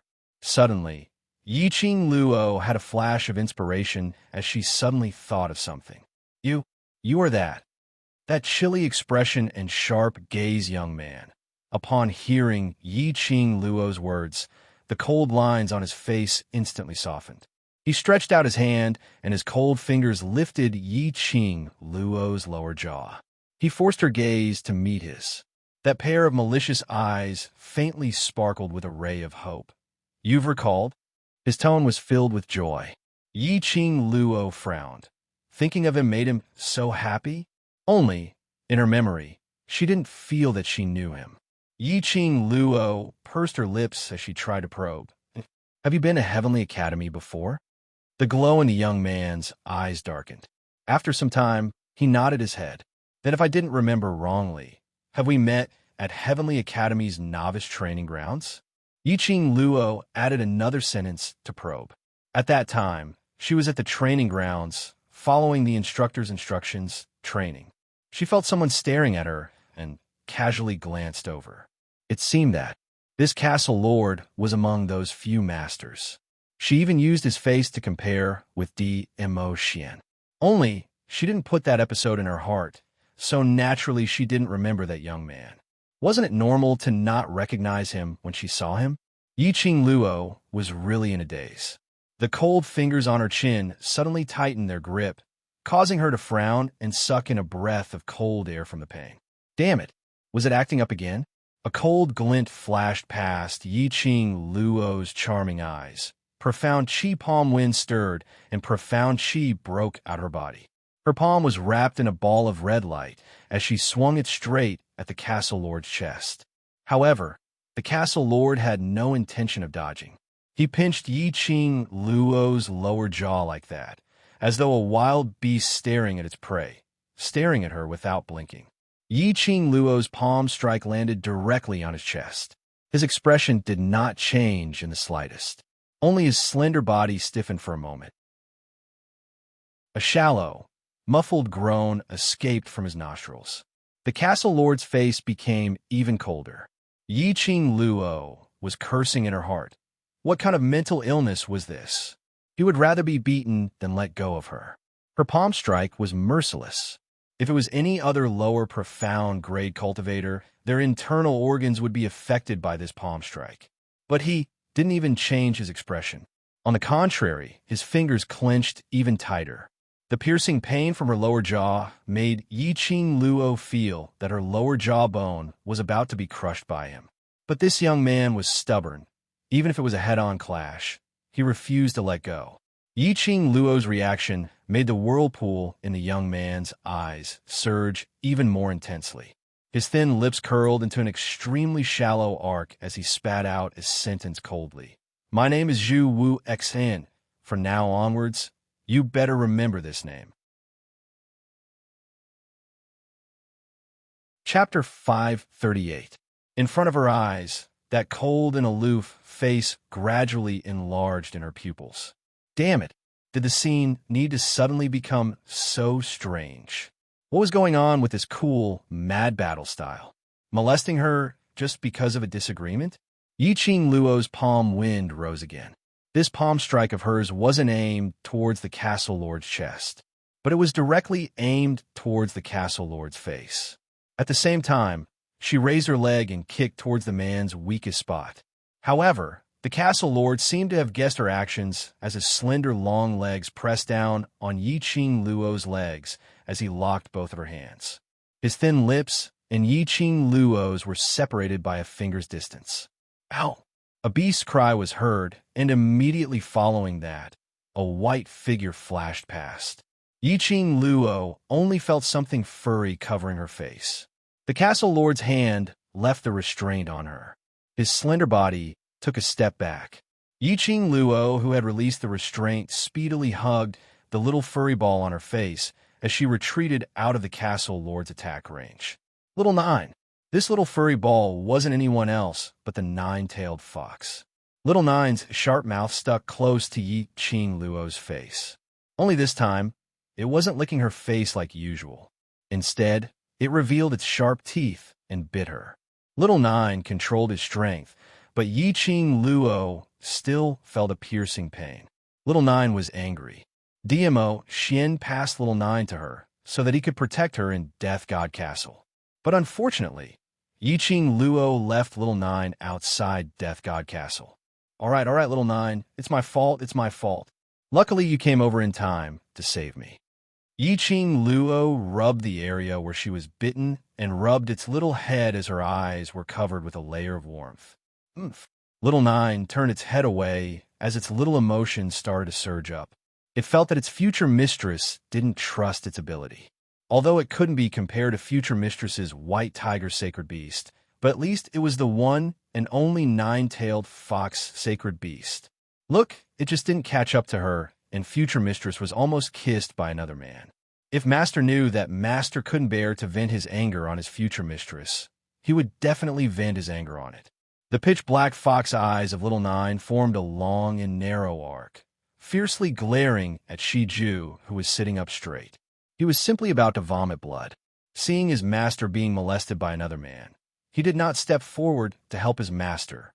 Shiju blinked its bell-like eyes innocently, not understanding why the nine-tailed fox's eyes were filled with contempt.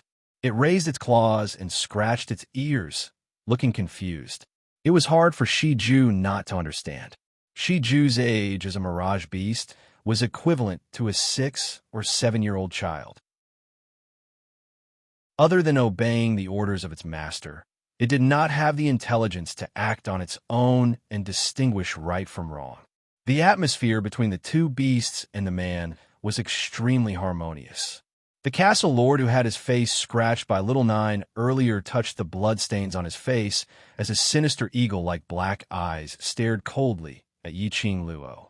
She smiled at a small battle pet and her side profile with gentle lines. An indescribable rage surged from the bottom of his heart. Why couldn't she show such an expression in front of him?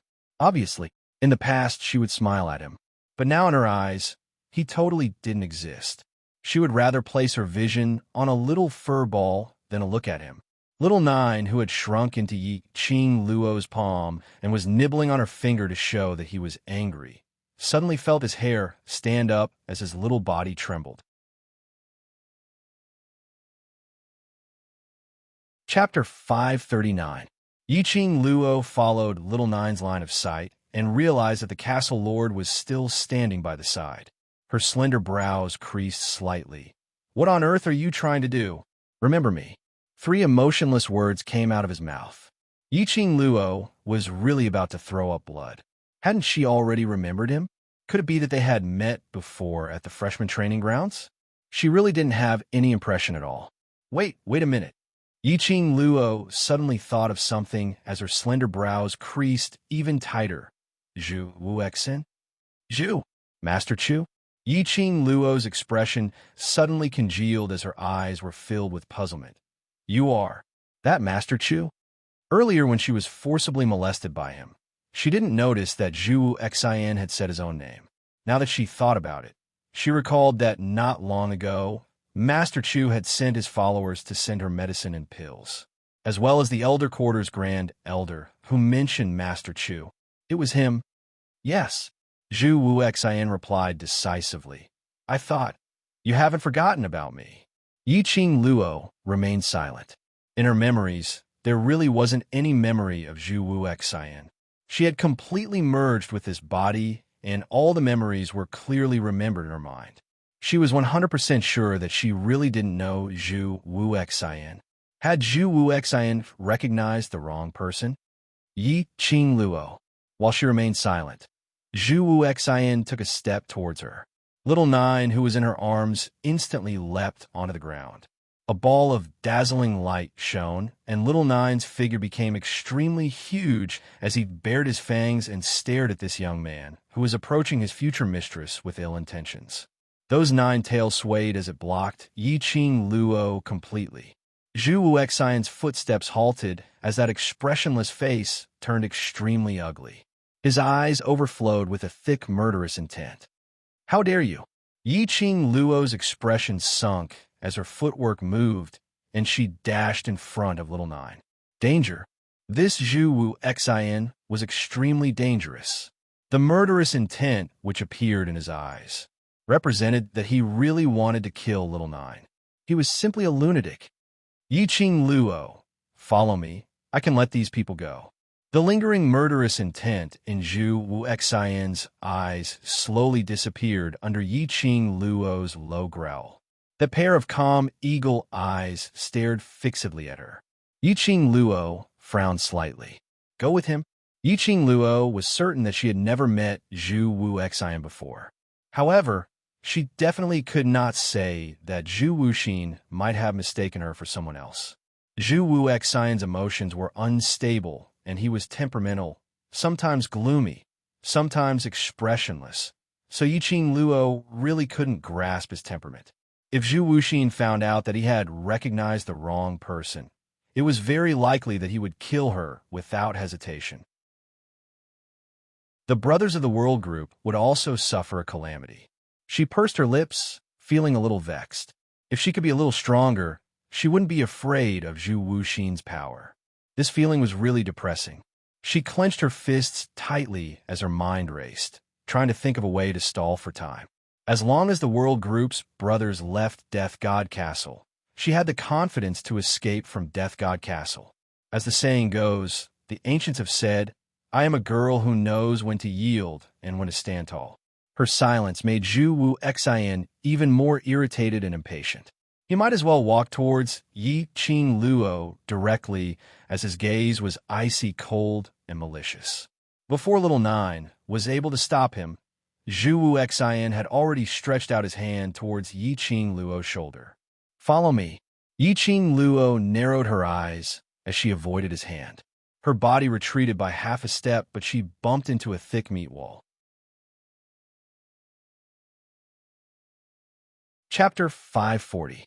This wall of flesh was extremely thick and warm, emitting a soothing sandalwood fragrance. That strong and powerful arm wrapped tightly around her waist. Yi Qing Luo's heart gradually calmed down. "Xian." Yi Qing Luo's eyes sparkled with joy as she swiftly turned around and threw herself into the man's arms. He actually came. "It's Xiao, Yi, and the others. They're fine." Dmo Xian's large palm stroked Yi Qing Luo's hair as his fingertips twirled a lock of hair, gently fiddling with it. "The Imperial Palace's disciples have already brought them back safely." "The Imperial Palace?" Yi Qing Luo was stunned as she raised her head to look at that peerless face. After a while, she revealed a smile that could topple cities. Her arms encircled Dmo Xian's waist. Her face was plastered tightly against Dmo Xian's chest, listening to his heartbeat, smelling his scent. A sweet sense of satisfaction slowly flowed in his heart. The reason why Dmo Xian appeared here was not because Qiao Jin and the others had left Death God Castle in time and called for Dmo Xian. Instead, he was worried about her. Hence, after she and her brothers entered the Death God Castle, she gathered the Monarch Palace's disciples and waited outside. Dmo Xian let her do what she wanted to do, but unbeknownst to her, he had made preparations for the worst outcome. "You don't blame me?" Dmo Xian lowered his eyes to look at the little person in his arms as his lips curled into a faint arc. His eyes were filled with love. "Why would I blame you?" Yi Qing Luo rubbed her face against his chest. "I know you're worried about me. There's always a chance." Just like now, Yi Qing Luo had met Zhu Wu Xian. The world group suffered a sneak attack from the Iron Blood Warriors. If Dmo Xian had not appeared, the situation today would be totally different. "I thought, you don't want to rely on others." Dmo Xian's eyes were filled with tenderness as he hugged the woman in his arms tightly. Looking at her, Dmo Xian knew that she was not injured. Fortunately, she had protected herself well. He thought that Yi Qing Luo would be angry, because this unique girl wouldn't rely on anyone. Yi Qing Luo's eyes were filled with gentleness as her heart was fiercely touched. She raised her head and met his long and narrow peach blossom eyes. Her voice was gentle as she said word by word, "But you're not someone else." Yes, she did not want to rely on others, because in this world, the only reliable person was himself. However, Dmo Xian was different. She was willing to hand over her back to Dmo Xian and was willing to rely on Dmo Xian. This man would be her future husband. She should learn to rely on him. What's more, this man's intentions were all for her. How could she bear to be angry and blame him? "Good, very good, ha!" Yi Qing Luo, good job. Broken laughter came one after another. Zhu Wu Xian smiled as he slowly retreated. He pointed at Yi Qing Luo and Dmo Xian. With an expression of a husband caught in the act, his eagle eyes filled with agony. "You purposely pretended to forget about me and hooked up with another man, Yi Qing Luo. To think that I've been thinking about you for so many years." The two's tender feelings were interrupted by this sharp laughter. When Dmo Xian heard Zhu Xian's accusations, he lowered his eyes towards Yi Qing Luo. Yi Qing Luo had a puzzled look as she shook her head. So many years? Many years? What kind of joke was he cracking? She wasn't even 15 years old yet. Before this, based on her reputation as a waste, it was impossible for her to know such an incredible figure like Zhu Wu Xian.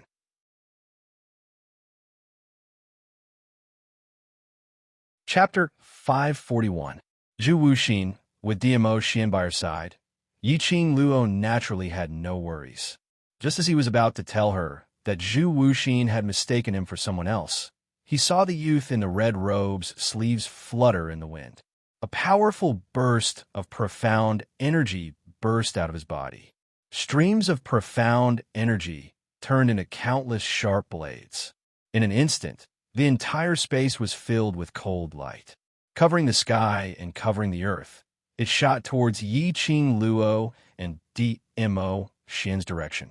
Yiqing Luo's waist tightened as DMO Xian grabbed her and swiftly retreated. Soon after, he lifted his sleeves, and a powerful whirlwind instantly scattered those sharp blades. Boom, boom, boom. A deafening explosion sounded. Countless deep pits were blasted into the ground. Gravel flew in all directions, and smoke rose in spirals. Yiqing Luo was pulled behind DMO Xian as her charming eyes widened, looking at this scene in astonishment. Just how strong was her man?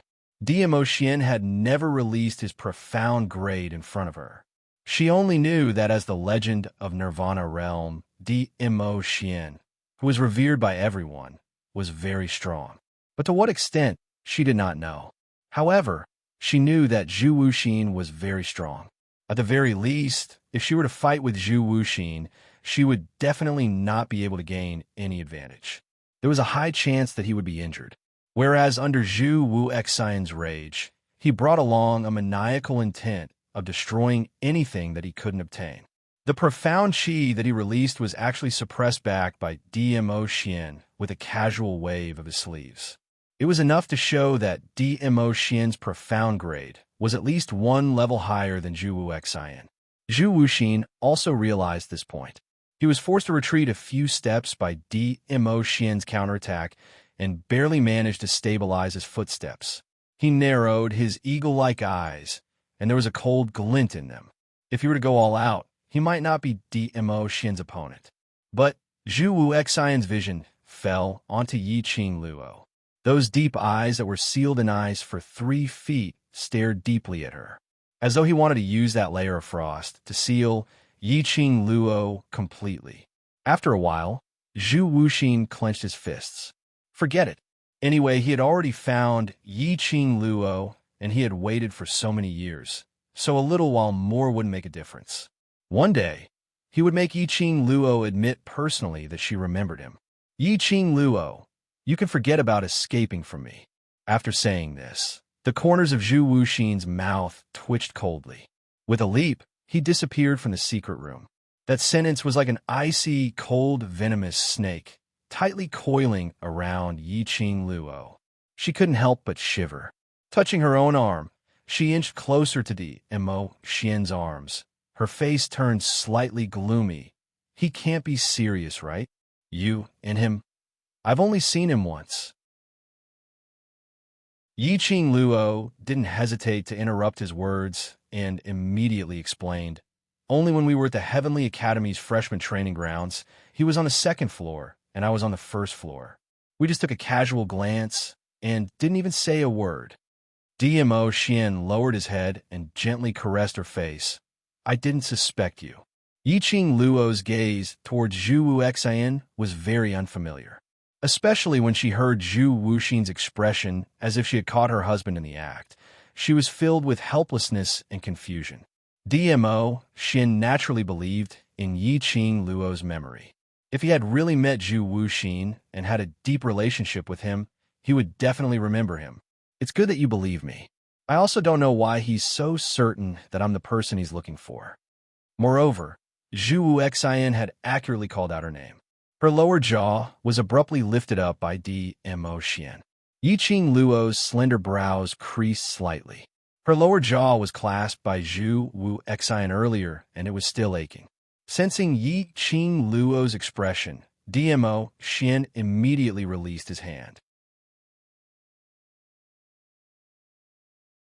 Chapter 542. I'm fine. Yiqing Luo closed his palm as her charming eyes were filled with smiles. Not painful, but I'm in pain. Dmo Xian's long arm suddenly exerted strength as he held her delicate body tightly. The man's head was buried in the crook of her neck.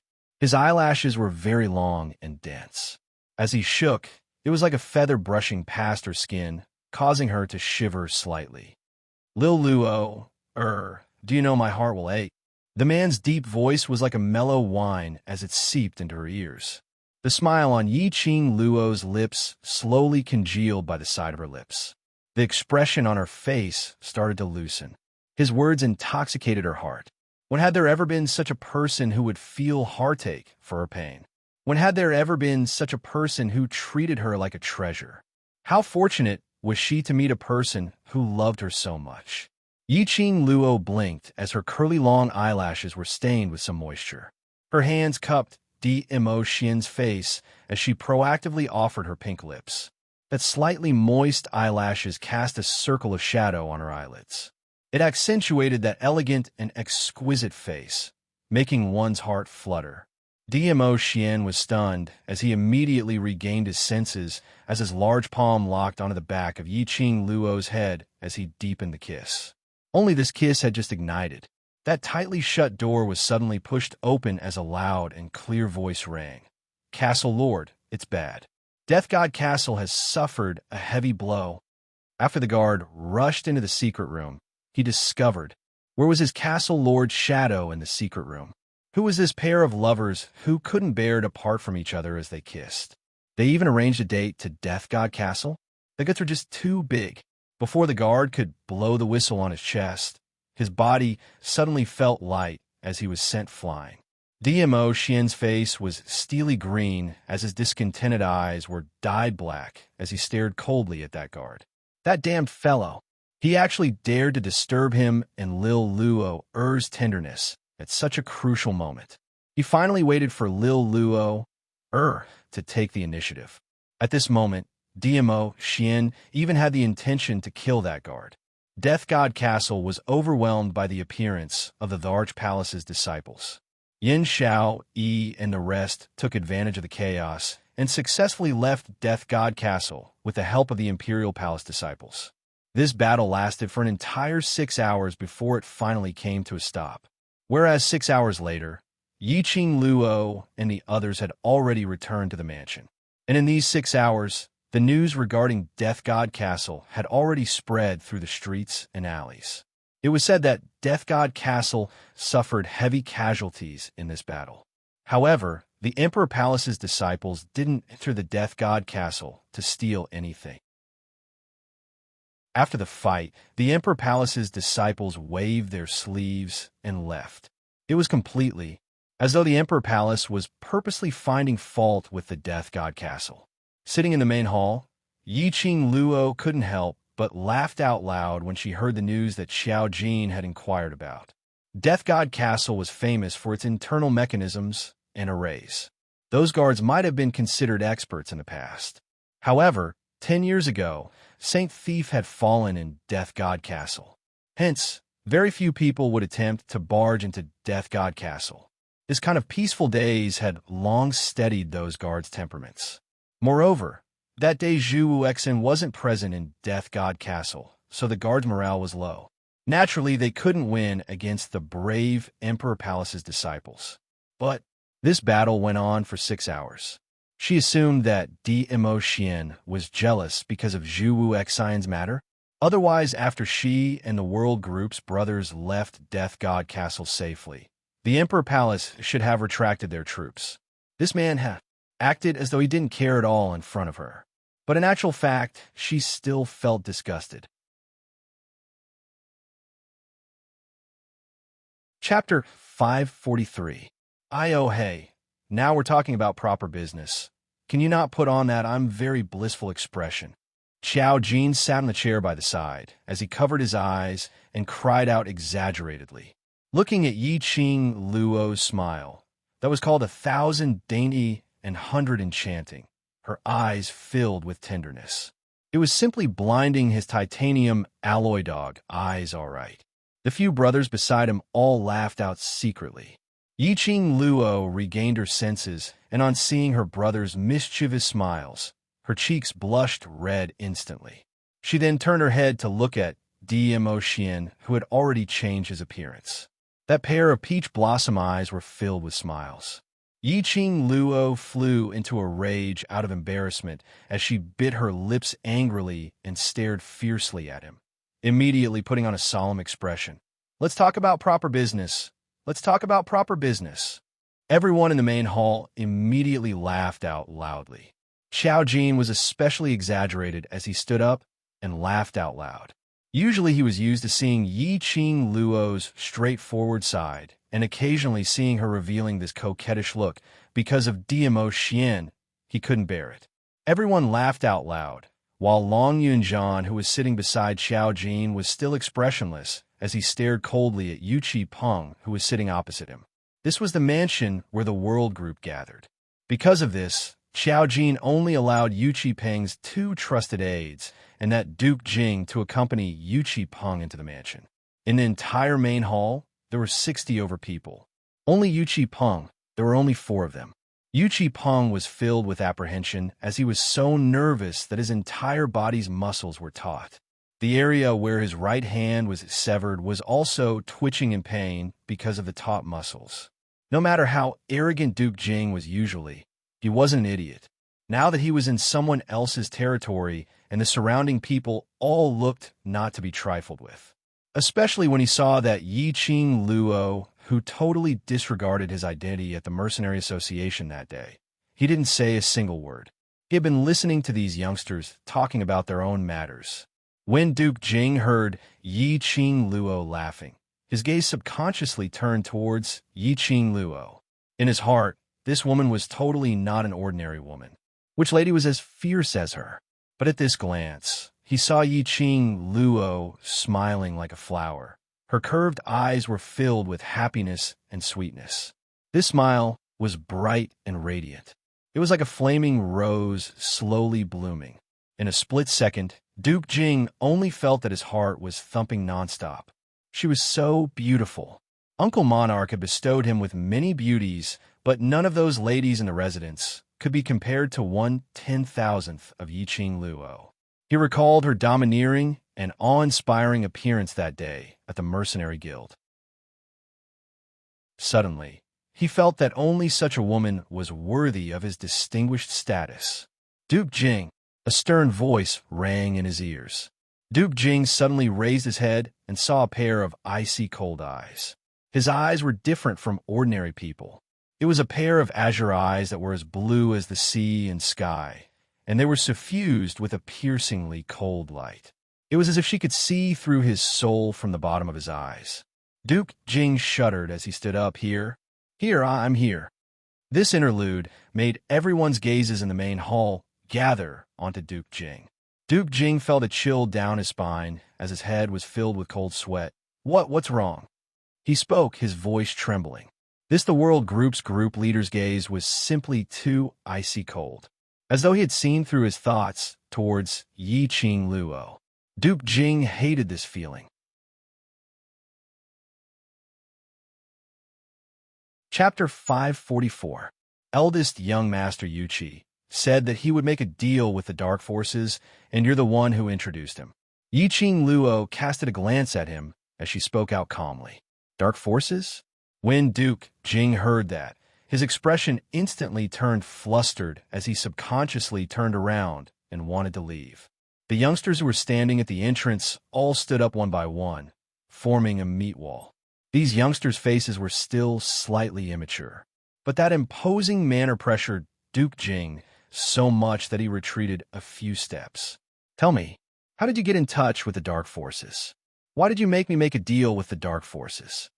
Yuqi Peng saw the atmosphere turning stiff as he bore with the intense pain in his wrist as he turned his head and stared at Duke Jing. The reason why he ended up with an ending where his right hand was chopped off was all because of Duke Jing. If it wasn't for Duke Jing who pulled him along to make some soul deal with the dark forces, he wouldn't have been swallowed so badly. If it wasn't for the fact that he met Yiqing Luo by now, he would have turned into a dried corpse which had been swallowed by the dark forces. Because of this, When Yiqing Luo and Xiao Jin interrogated him about the dark forces, he didn't hesitate to say out Duke Jing's name. Yiqing Luo saved Yuchi Peng and brought the Iron Blood Warriors out from Death God Castle. The motive was to find out the news about the dark forces from his mouth. She wondered if it was her misperception. Somehow she felt that. The dark forces' target seemed to be her. Around her, there were more and more people who made deals with the dark forces. Yuchi Peng, you promised this Duke that you will not betray me. Duke Jing's face was steely green as he returned to his own seat under the coercion of the bunch of youngsters. Yuchi Peng gave a cold harumph. You also swore that it's just a deal and that it wouldn't affect my life. Do you know that I was almost swallowed by this strange energy today? No, impossible. Duke Jing's eyes widened. That's something which can borrow your energy. How could it be swallowed? His words paused as he lowered his head to look at Yuchi Peng's bandaged-up hand, which was obviously chopped off. His body started to tremble uncontrollably. No wonder. Those cultivators who came back alive from Death God Castle carried him on their shoulders, all the way to this huge mansion. On the way, he also heard about the matter of Yuchi Peng's hand being chopped off. Those profound practitioners spoke very vaguely. Duke Jing roughly understood that it was Yuchi Peng's huge axe which was attached by the black chi and almost swallowed Yuchi Peng. Whereas Yiqing Luo used her fan to chop off Yuchi Peng's hand before she managed to escape from that huge axe's devouring. Then, Duke Jing, how did you get in touch with the dark forces, and how did you make the deal with them? Looking at Duke Jing's expression, Yiqing Luo knew that he understood what had happened as her lips curled into a smile, which didn't look like a smile. This smile was different from the radiant smile just now. Duke Jing's entire body turned icy cold as he felt goosebumps all over as his heart was filled with fear. When he raised his eyes to look at Yiqing Luo, her half-squinted eyes reflected a sharp glint, as though it had pierced into his chest. Duke Jing's but fell onto the chair. This king also doesn't know. Yiqing Luo raised her brows as her smile gradually turned cold. This king really doesn't know. This king has never made a deal with the dark forces before. Duke Jing hugged his head as he shook his head furiously. This king only heard that the dark forces' energy can raise one's power. As long as you give enough souls, the dark forces will help you to fulfill all your wishes. Chapter 545. As the old general's son, Duke Jing was later brought back to the palace by the monarch and was pampered endlessly. Although under the doting of the monarch, this general's son had become completely useless. But the bloodline of a general was still the bloodline of a general. Duke Jing assumed that since he was the general's son, he should have the same lofty sentiments as his father, especially after hearing the evaluation of him from the people outside the palace when he was visiting women. Duke Jing wanted to make a name for himself even more, to prove that he wasn't a mediocre person, to fiercely slap those people's faces. It was also at this time that he met Yuchi Peng. After getting to know Yuchi Peng, he was infected by Yuchi Peng's lofty sentiments and persistence towards his dreams. He wholeheartedly treated Yuchi Peng as his own brother. Yuchi Peng also chatted happily with him. He thought that Yuchi Peng was talented, brave, and intelligent. Even if he did not have the title of prince, he would still be able to become an overlord. The two of them hit it off immediately. He wanted to form a mercenary group together.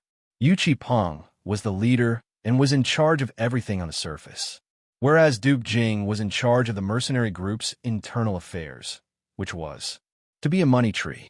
Seeing the Iron Blood Warriors getting stronger and stronger, Duke Jing seemed to be able to see himself standing at the highest level of the mercenary group, with a wave of his arm and tens of thousands of people responding to him.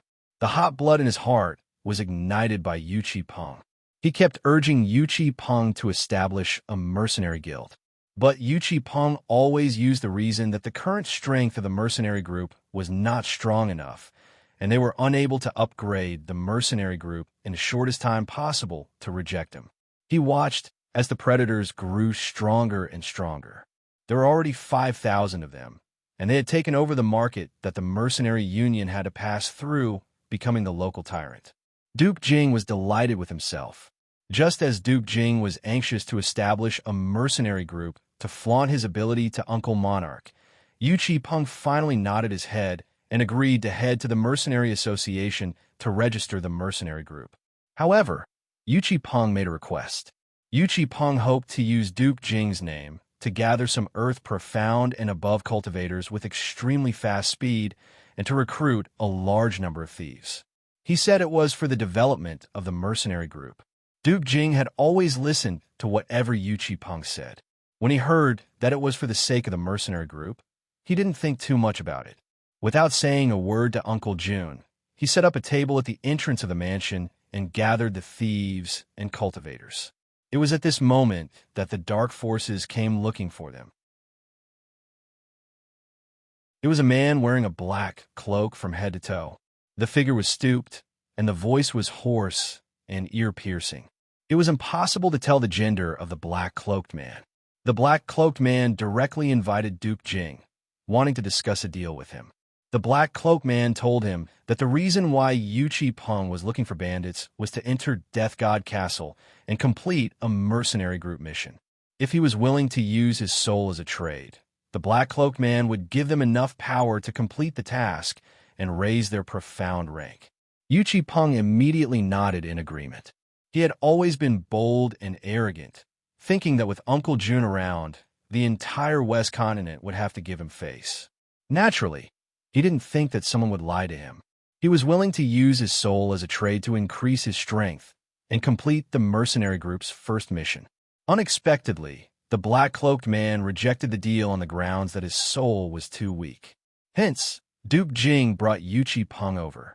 As the eldest young master of an aristocratic family, Yu Qi-peng had been nurtured as the future patriarch of the Yu Qi family since he was young, so his soul power wasn't low. The strong all thirsted for power.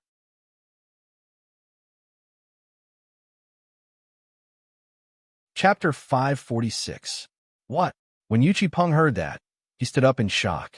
As he was overly agitated, the chair beside his legs was overturned onto the ground. A deathly aura appeared on his pale face. After some time, he suddenly laughed out loudly. He laughed until his entire body was twitching as he stared at Duke Jing's eyes, but it was filled with sorrow and emptiness. Yiqing Luo frowned slightly, but didn't interrupt Yu Qi-peng's crazy laughter, until Yu Qi-peng couldn't catch his breath from laughing so hard as he couldn't stop coughing. He coughed as his legs were unstable as he fell onto the ground. He didn't get up as he just laid on the ground with his forelimbs spread out. Yiqing Luo poured a cup of tea as she slowly got up and walked to his side, passing the water to him. Yu Qi-peng, who was lying on the ground, didn't bother about the cup in front of him. His gaze was still empty as his lips curled into a smile. Do you know, the one who told me that the Mercenary Association would issue this high-grade rare mission that day was someone from the Dark Forces. When he said that, the entire hall fell into a dead silence. The cup in Yiqing Luo's hand shook as she frowned and speedily placed the cup aside as she grabbed Yu Qi-peng's collar. What did you say? Black, cloaked man, stooped figure, ear-piercing voice, unable to differentiate gender. Word by word, he repeated what Duke Jing had said earlier. Following that, his pale lips trembled. It's this black-cloaked man who told me that the Mercenary Association would issue a mission to head to Death God Castle to steal the exquisite pagoda, and Duke Jing would help me to complete the mission safely. Didn't Duke Jing bring you to do a deal with the Dark Forces? Haven't you seen the black-cloaked man? Yiqing Luo's brows creased suspiciously. Earlier Yu Qi-peng's performance was that he totally didn't know what the Dark Forces were. Moreover, Yu Qi-peng was the future patriarch of a Yu Qi family. If he had seen the black-cloaked man and told him about this mission, why would he sign a soul deal with a black-cloaked man through Duke Jing? Based on Yu Qi-peng's intelligence, he naturally knew that something was amiss. No. Yu Qi-peng's left hand's fingers clenched tightly into a fist. The smile on his face slowly turned into pain. The thirst for power had blinded his eyes. It was also because he was too confident, believing in his own ability and also believing that under his influence, Duke Jing wouldn't have the guts to lie to him. He had never seen the so-called Dark Force emissary. Everything was done through Duke Jing. Everyone fell silent. Yu Qi-peng was directly brought over from Death God Castle. After that, he asked the Iron Blood Warriors to bring Duke Jing to exchange for Yu Qi-peng. The two of them had no chance to collude in advance. After all, Yu Qi-peng had always believed in the Dark Force's energy and had always believed that as long as the Dark Force's energy was attached to him, not to mention one Yiqing Luo, even if 10 of them came, he wasn't afraid at all. Furthermore, Yu Qi-peng's appearance did not seem to be faking it. When the words of these two people were combined, it was a huge conspiracy. Yiqing Luo squinted her eyes as she stared at Yu Qi-peng, whose face was ashen as she raised her voice. Jinzi, arrange a few brothers to send eldest young Master Yu Qi and Duke Jing back to the Iron Blood Warriors first. After Yu Qi-peng and Duke Jing were sent away, Long Yunzhan's dull azure-blue eyes looked towards Yiqing Luo. This Dark Force's motive is directed at you? Yiqing Luo returned to her own seat and sat down as she nodded her head with a grave expression. I also have this feeling. Linking Yu Qi-peng and Duke Jing's words together, it was obvious that there was a pair of invisible hands behind the scenes, pushing the development of the plan.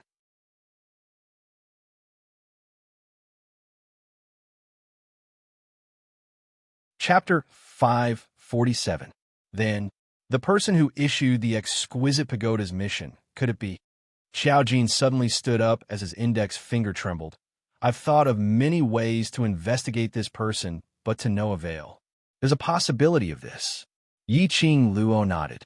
If Yu Qi-peng and Duke Jing were just a chess piece in the Dark Force's hands, then the so-called exquisite pagoda could possibly be a chess piece of the Dark Forces. Otherwise, how could it be so coincidental? Just when she was leading her group to register for the mercenary group, she coincidentally met the Iron Blood Warriors. Wait, Yiqing Luo's slender brows creased as her expression turned slightly grave. How did the Dark Forces know that I want to establish a mercenary group? The minute this question was raised, the entire hall's atmosphere turned solemn. 60 over youngsters looked at each other in dismay as they realized the seriousness of the problem. Their whereabouts. They were being monitored by the so-called Dark Forces? If this was really the case, that would be too terrifying. The youngsters had goosebumps all over as they couldn't help but rub their arms. Not exactly. DMO Xian's brows rose as his ordinary-looking face made that pair of peach blossom eyes look even shinier. The Dark Forces can appear beside you without any trace. So naturally, they have their own forces in the academy. Yiqing Luo nodded her head in enlightenment. Her eyes suddenly shone as though she thought of something. Dark Forces. That day, she was on the second floor of the library pavilion when she eavesdropped on the conversation between the director and the so-called guardian. Recalling the guardian mentioning about the freshman, and the director mentioned that he kept a tight watch on the freshman. Could it be that the lord mentioned by the guardian, that guardian, was someone from the Dark Forces? This thought shocked Yiqing Luo so much that her expression turned extremely grave. If the director listened to the Dark Forces, then Heavenly Academy would be in trouble. Seeing Yiqing Luo's expression changing, DMO Xian leaned over and caressed her forehead, which was oozing with cold sweat. What did you think of? No, nothing. Yiqing Luo brushed his hand away as her back felt a chill. She slowly shook her head. These were only her guesses, and there was no evidence to prove it. There might be a problem with the director, but he had, after all, been the director of Heavenly Academy for over 10 years. Furthermore, from a short interaction with the director, he had a huge ambition, and he liked the feeling of standing on a high position, overlooking others. Without the Heavenly Academy, he was nothing. No matter what, he wouldn't do anything detrimental to the Academy. Thinking in this way, Yiqing Luo threw this thought to the back of her head. What you mean is,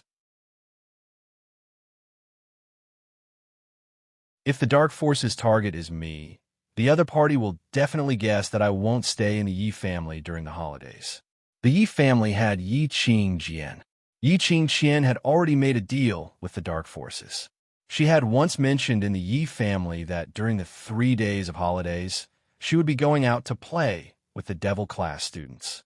Presumably, Yi Qingqian would inform the dark forces of this news. The dark forces made use of Yu Qipeng's Iron Blood Warriors, just to let Yi Qing Luo's group go against the Iron Blood Warriors. Then, did the dark forces know that the World Group were students from the devil class? What was the purpose of the underground forces doing this? Countless doubts were surging in his mind. A large palm covered her head. DMO Xian had unknowingly stood behind her, one hand on her shoulder, the other hand caressing her hair. The warm and thick palm, the soothing sandalwood scent enveloped Yi Qing Luo.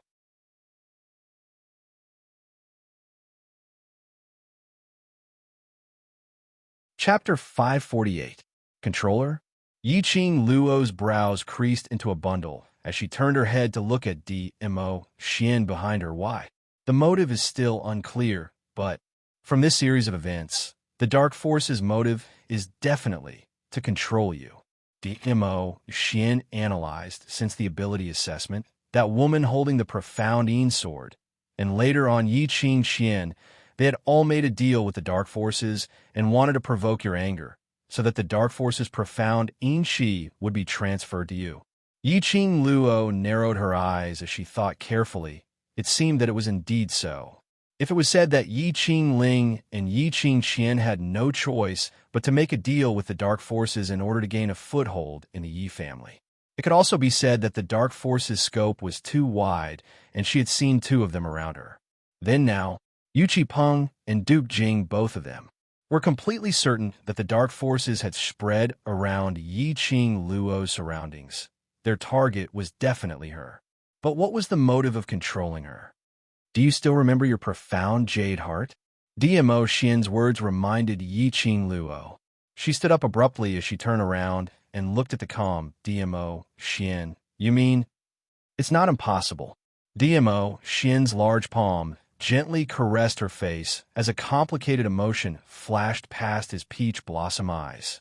But Yi Qing Luo's thoughts were placed on what DMO Xian said and didn't notice the change in his expression.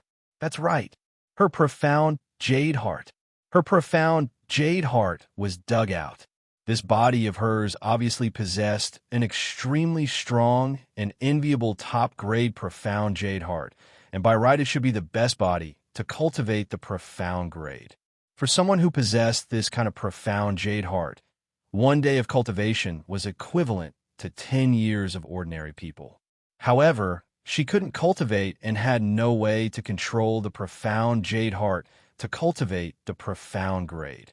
In Old Man Song's words, her body and her meridians were all sealed by an extremely strong force. She had never thought about who the person who sealed her was. Ever since she was born, because she was appraised as a top-grade profound jade heart, it could be said that in the entire Three Springs city, or even the West Continent, she was hailed as a heaven's pride. And it was because of this beautiful reputation. As a result, when she was tested for profound chi, she was determined to be a trash meridian with no cultivation foundation, and her reputation became even worse. When she was tested for profound chi, she was only 3 months old. This was because when a profound practitioner was born, their body would be surrounded by a faint profound energy that would connect with the profound jade heart. Before she was 3 months old, the only people Yi Qing Luo had contact with were her mother and Yi Tianquang. Yi Tianquang was absolutely unwilling to seal her meridians. After all, to Yi Tianquang, there was nothing, no one, more important than the status of the Three Springs sect. If Yi Qing Luo was a cultivation genius, he couldn't wait to announce it to the world. Then the only possibility was his mother. Did Nyangqin seal her veins after she was born? Why? Towards her mother, Yi Qing Luo didn't have many memories. Her mother died when she was 5 years old. A child's memory was not perfect. She only remembered that her mother was a very gentle and virtuous woman. Mother took care of her husband and taught her children, neither jealous nor jealous. She was also wholeheartedly devoted to Yi Tianquang. Yi Qing Luo had never seen her mother use the profound grade.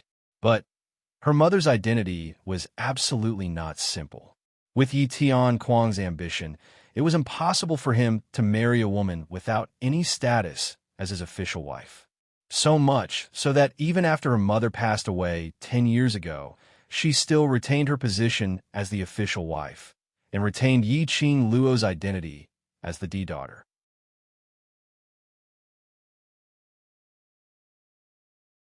Chapter 549.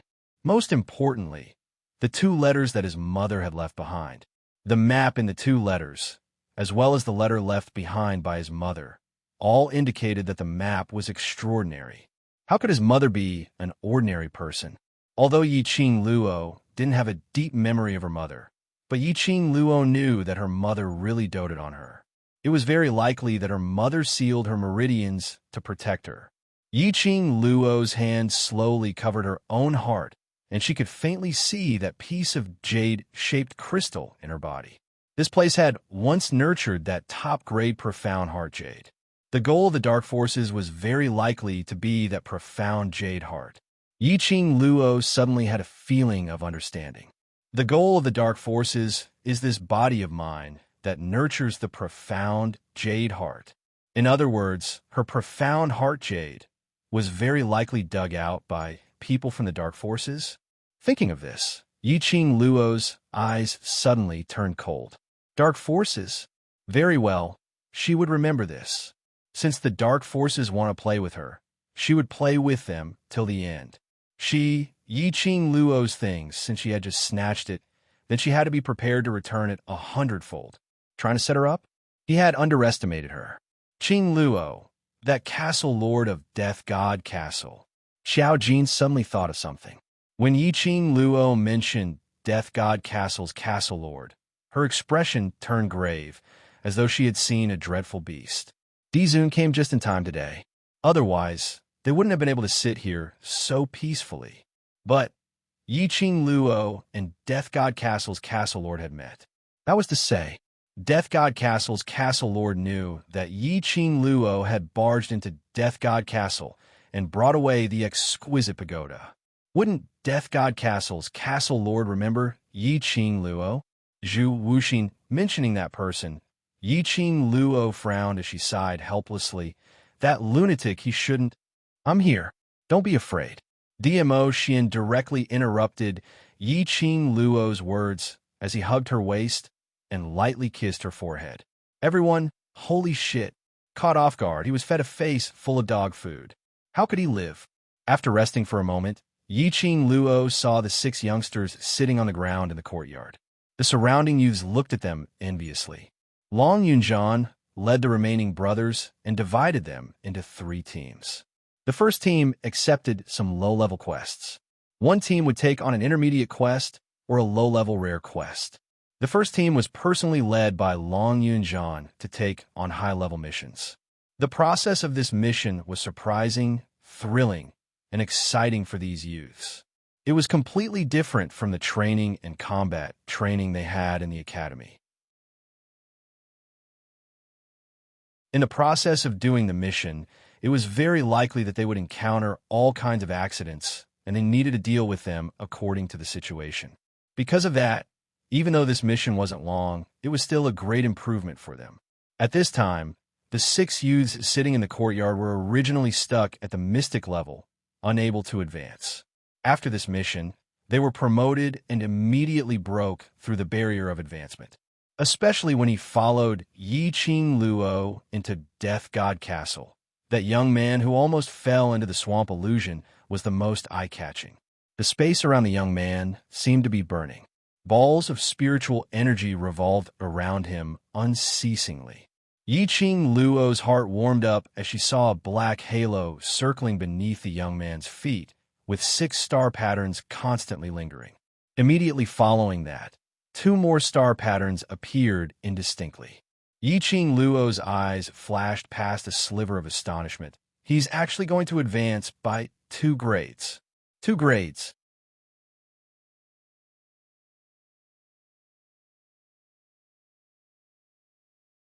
Chapter 550. The profound rank above the profound rank was as difficult as ascending to the heavens, even if it was just one rank. Among the youths, there wasn't a single person who could rise 2 ranks in one go.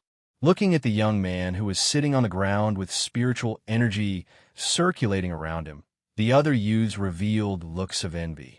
The other youngsters who followed Yi Qing Luo into Death God Castle naturally understood the reason for this youngster's advancement. However, he didn't expect that he would be able to rise by 2 ranks in a row.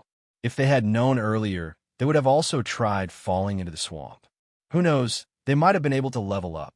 As the youth absorbed it, a burst of profound energy erupted. His body emitted an intense light that was dazzling. A powerful, profound energy rose from the youth's feet like a whirlpool. As soon as he opened his eyes, a sharp light burst forth from the youth's eyes. He stood up and clenched his fists. After feeling his strength, a joyful smile immediately appeared on his face. "Congratulations." A cold voice sounded beside his ear. The young man turned his head and saw Yi Qing Luo, who was standing behind him. As usual, her black outfit accentuated her slender figure. His long black hair was tied up high and fixed at the back of his head, making him look valiant. However, the long and narrow expression on her face made her look even more charming. The youth's heart trembled. He cupped his hands and knelt on one knee. "Thank you for your guidance, Vice Commander." When he was in Death God Castle, he showed signs of advancing. At that time, if he had directly advanced, he would only have advanced a single grade. They would also be discovered by the guards of Death God Castle, causing the mission to fail. However, Yi Qing Luo taught him how to guide his profound qi to store in his profound heart jade, and how to correctly combine profound qi with his profound heart jade. The profound energy that had always been stored within the profound jade heart had been under a high degree of tension for a long period of time. The change in his state of mind caused the fluctuations of his profound energy to become more and more intense. That was how he was able to advance 2 ranks. Everything was all thanks to Yi Qing Luo. Those who are grateful are pure in heart. Yi Qing Luo's lips curled as she helped him up and looked into his eyes. "What's your name?" "Bai Ming Lian Cheng." The youth's sonorous voice answered her question. "North Sea?" Yi Qing Luo raised her brows in surprise. This surname was really rare. Generally speaking, compound surnames belong to large families. North Sea. This family name seemed to belong to a large aristocratic family from another continent. Everyone is already advanced, right? Now, we need to set off to the Mercenary Association to hand in the mission. Xiao Jin's excited voice sounded from the inner courtyard. Then, he walked out with a face full of smiles, and Yin Xiao Yi followed behind him. Yi Qing Luo nodded her head. Today, several teams had completed their tasks at hand. After completing the quest, it was best to hand it in as soon as possible. In case of any accidents, among the training missions, the contents of the missions overlapped quite a bit. For example, for a low-level training mission, Mission A would require a certain medicinal herb from a certain place, while Mission B would also require a certain medicinal herb from a certain place. Because of this, mercenary groups would often fight over the items they needed for their missions. Yin Xiao Yi had already calculated, other than Yi Qing Luo's high-grade rare mission, the other 3 small teams had completed 7 low-grade missions, 3 intermediate-grade missions, and 1 high-grade mission. In total, there should be about 20 to 30 points of mercenary group honor points. Coupled with the high-grade rare mission reward in Yi Qing Luo's hands, they could directly upgrade to a bronze plate mercenary group.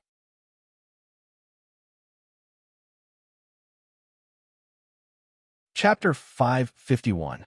Immediately, Yi Qing Luo, Long Yunzhan, and the others headed towards the Mercenary Association to submit their mission.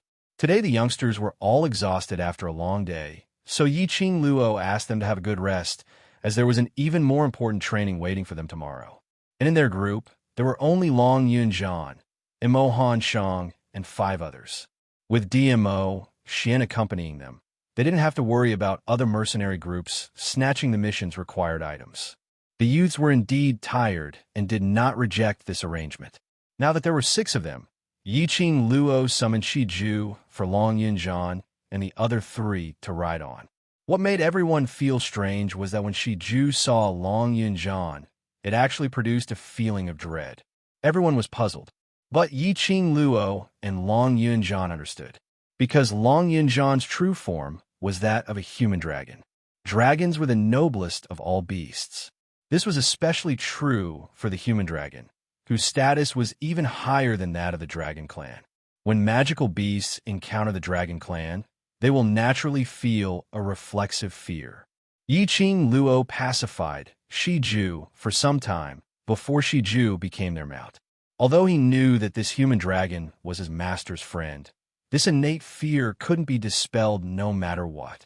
Lil Luo, come up. Dmo Xian called out Little Nine as he stretched out his hand towards Yiqing Luo. Yiqing Luo rubbed Shiju's head and returned to Dmo Xian's side. Riding on phantom beasts and holy beasts was naturally much faster than moving as a team. In less than the time it took to burn a stick of incense, they had already passed the marketplace and were heading straight for the mercenary union. When they passed by the marketplace, Yiqing Luo's nose acutely smelled something as her expression congealed. Wait a minute. The two battle pets stopped. Can you smell it? Yiqing Luo narrowed her eyes as she raised her hand to cover her nose. The others naturally smelled it. A light breeze blew, bringing with it the smell of blood. The smell of blood was extremely strong. It was a marketplace. Yiqing Luo and the others exchanged glances as they all leapt down from the war beast's back, landing onto the ground. In front of him was the side door of the marketplace. The thick smell of blood was extremely pungent. Something had happened at the marketplace. They rushed through the side door and saw. This was an extremely bloody scene. The entire marketplace was littered with corpses. The stall owners who had set up their stalls yesterday were now lying on the ground. The pungent stench was unbearable. Even his eyes seemed to be covered in a layer of blood red. What caused their faces to darken even more was the dense flock of birds and beasts. Their sharp claws and beaks were constantly fiddling with the corpses. From time to time, an ear-piercing whistle would come out of its mouth. Upon detecting the intrusion of a living person's presence, those bird beasts who were munching on the corpses all raised their long necks, looking towards Yiqing Luo and the others. These bird beasts were huge, about the size of a stone lion. His eyes were as red as fire, as if blood had filled his pupils. Drops of blood dripped down from his sharp mouth. It's the dark forces. Dmo Xian frowned slightly as his eyes were tainted with a trace of coldness. When everyone heard this, they suddenly understood something. Yu Qipeng's wrist was chopped off because of the dark force's profound Qi. He was the future patriarch of a Yuqi family. Severing his right hand was equivalent to severing half of the Yuqi family's empire. In order to nurture Yu Qipeng, how much time, manpower, and resources had the Yuqi family spent? But in the end, it turned out to be like this.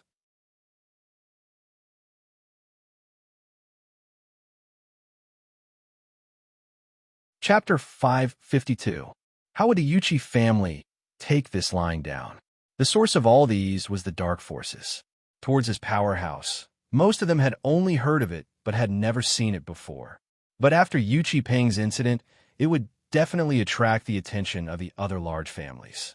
If the dark forces wanted to use their strength as bait to sign the soul contract with the cultivators, then the number of people who fell for it would absolutely not be as many as now. Yesterday, they went to the marketplace and came into contact with the Iron Blood Warriors and these stall owners. So the Dark Forces people massacred the marketplace. They wanted to shift all the blame onto Yiqing Luo's team, massacring everyone who had come into contact with them. Even if the Yuqi family came to investigate, the Dark Forces had nothing to fear. Dark Forces? Who could testify? It was just Yu Qipeng casually saying it. Moreover, Yu Qipeng's hand was obviously chopped off by Yiqing Luo. Perhaps she had some conflict with Yu Qipeng and found an excuse to cheat him? Furthermore, the most important thing was, it was uncertain if Yu Qipeng and Duke Jing were still alive or not. Dark forces are indeed sinister, Their methods are just too despicable. Xiao Jin looked at the blood flowing into a river as he clenched his fists tightly. Yin Xiao Yi was so angry that her petite body was trembling as one hand clutched Xiao Jin's sleeve tightly. In her vision, it was a patch of red. Although their own abilities weren't bad, they had also used inhuman methods to deal with others. But they had never seen such a cruel scene. These people, these stall owners, were still talking to them yesterday and even chatting with them. Today, they had turned into corpses. How would their hearts take it? Yiqing Luo pursed her lips as she looked at those huge bird beasts, gritting her teeth silently. Search around, see if there are any survivors. Xiao Jin and DMO Xian then reacted as they immediately gripped their weapons tightly as they dashed into the pool of blood. Yiqing Luo and DMO Xian exchanged glances as they walked towards those bird beasts. The bird beasts gave out sharp cries, and following that, all of them flapped their wings as they flew towards Yiqing Luo and the other's direction in unison. Their wings were huge, and every time they flapped, it would set off a strong airflow. It opened its mouth, revealing its razor-sharp teeth. Their blood-red eyes were filled with a bloodthirsty aura.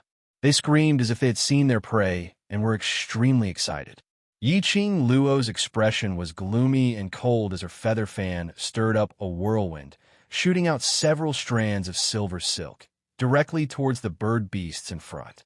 DMO Xian stood by the side and didn't make a move, but followed closely behind Yiqing Luo. It was within the range that could protect her, but it wouldn't affect Yiqing Luo's performance.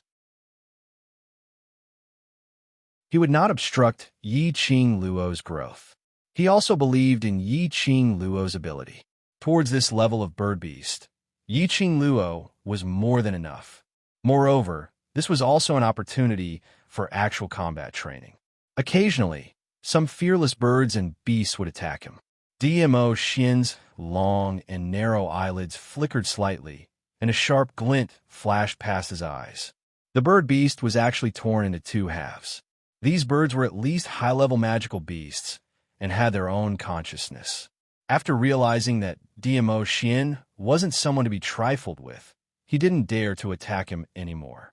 Instead, they opened their mouths and bit the other 5 people one by one. Yiqing Luo's fingers held onto the feather fan as her footwork was strange and fast, wandering among those bird beasts.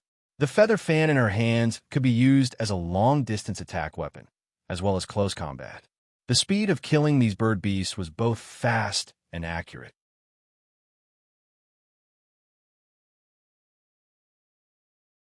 Chapter 553. Xiao Jin and the others were filled with rage because of these people's violent deaths, and towards these bird beasts, they totally didn't show any mercy. Their killing was called ruthless and merciless. In a split second, the entire marketplace's ground was covered with the blood of those huge bird beasts. The birds and beasts let out shrill screams, and the hundreds of birds and beasts were instantly reduced to only 20. These bird beasts' blood-colored eyes turned even more sinister and bloodthirsty. Flapping their huge wings, they swept up layers of wind and waves as they flew up into the sky. They raised their long necks as their mouths kept giving out that series of cries. They're summoning their companions. Yiqing Luo's expression was cold. These bird beasts were all in the intermediate and advanced grades and had their own consciousness. Beasts were extremely sensitive towards danger. Just like when they saw DMO Xian, they knew that this person was dangerous, so they didn't dare to attack him. After they realized that Yiqing Luo and the others were in danger, they should have left in groups. But unfortunately, these bird beasts actually summoned their own companions in a vain attempt to continue contending against them. Was this because of the bird beast's pride, or before they completed their mission, they didn't dare to leave easily? Just a moment later, the marketplace's sky turned pitch black. Densely packed bird beasts were hovering in the sky. The fishy stench from their flapping wings merged with the entire marketplace's blood stench, making one feel nauseous. Looks like these bird beasts are going to massacre the entire marketplace before they leave. Xiao Jin stared at the bird beast in the sky as he clenched the gold coin darts in his hands tightly. The densely packed bird beasts, as compared to what they saw previously, had doubled in number. Previously, the bird beasts were all on land, fighting with them. But now, these bird beasts were hovering in the sky and didn't charge down to make a move on them. But that series of sharp cries seemed to be urging them, which really made them terrified. Xiao, Yi, Yu, and Shiju search around to see if there's anyone alive. Yi Qing Luo narrowed her eyes as a cold glint flashed past. These bird beasts were actually so intelligent. They knew how to make use of their numbers and cries to break the opponent's mentality. In their hearts, after the fear towards them was born, then they would break them one by one. This kind of intelligence, it didn't seem like a bird beast at all. Yiqing Luo kept the deep thoughts in her eyes as her eyes flashed. Pay attention. These bird beasts might suddenly attack. Shiju and Yin Xiao carefully walked towards the pile of corpses. Yiqing Luo's lips curled into a cold smile. Kill. Were these birds trying to play psychological warfare with her? That would depend on whether she would allow it or not. Yiqing Luo's entire body emitted a gush of cold glint as she opened her feather fan, and with a leap, numerous silver threads shot out into midair. Little Nine's body flashed and was already lying below Yiqing Luo. By the time Yiqing Luo was seated properly, its forelimbs moved and it dashed towards the densely packed flock of birds and beasts. Each of the silver threads was sharp. Another stream of mystical energy flowed, and as it swept towards the herd of beasts, the coarse birds and beasts were sliced into two halves.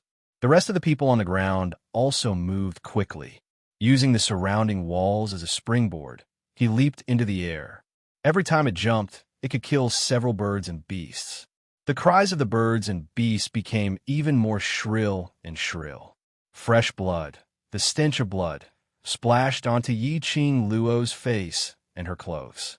It added a bloodthirsty, flirtatious charm to that gorgeous face of hers.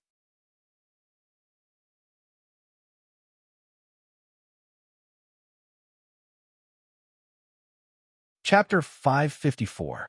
The feather fan in Yiqing Luo's hands waved even faster as her footwork gradually increased. She continued to kill the bird beasts in front of her as she guided her profound jade heart's profound chi towards the direction which she controlled. That wave after wave of profound chi surged out from her body. Emohan Shang stood on the wall as his action of killing the bird beasts halted.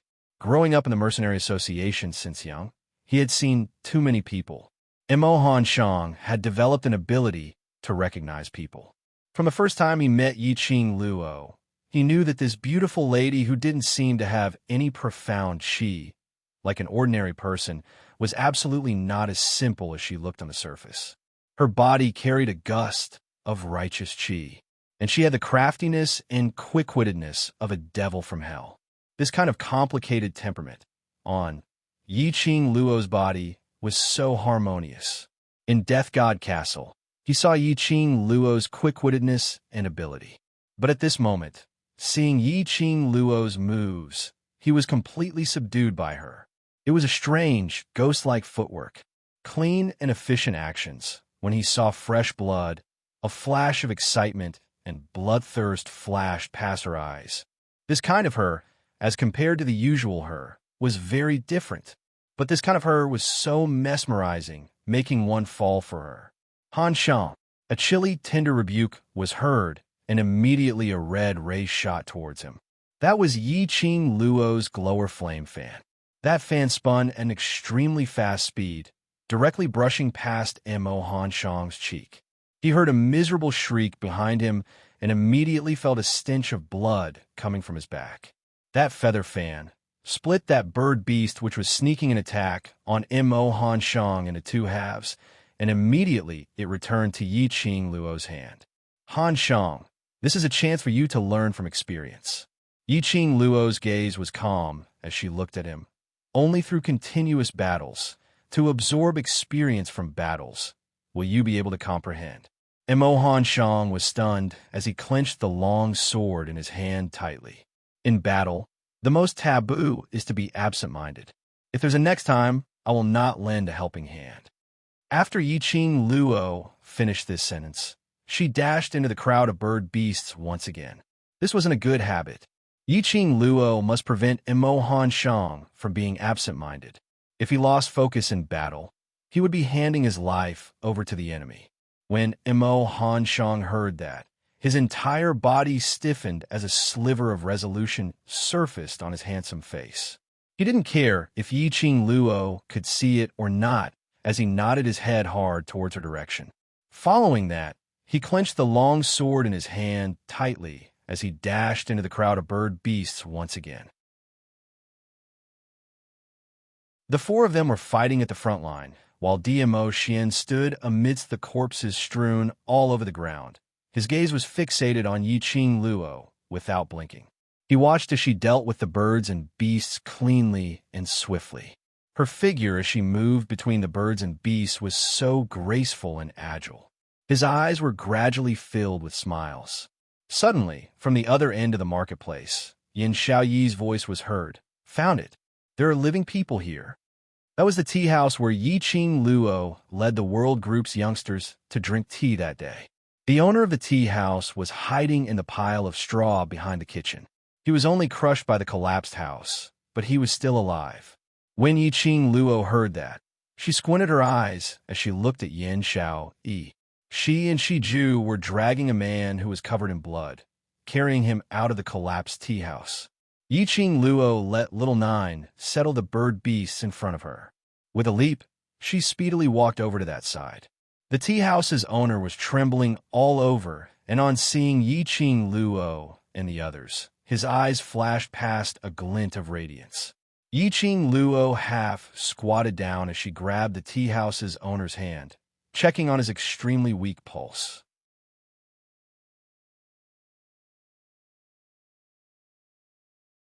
Chapter 555.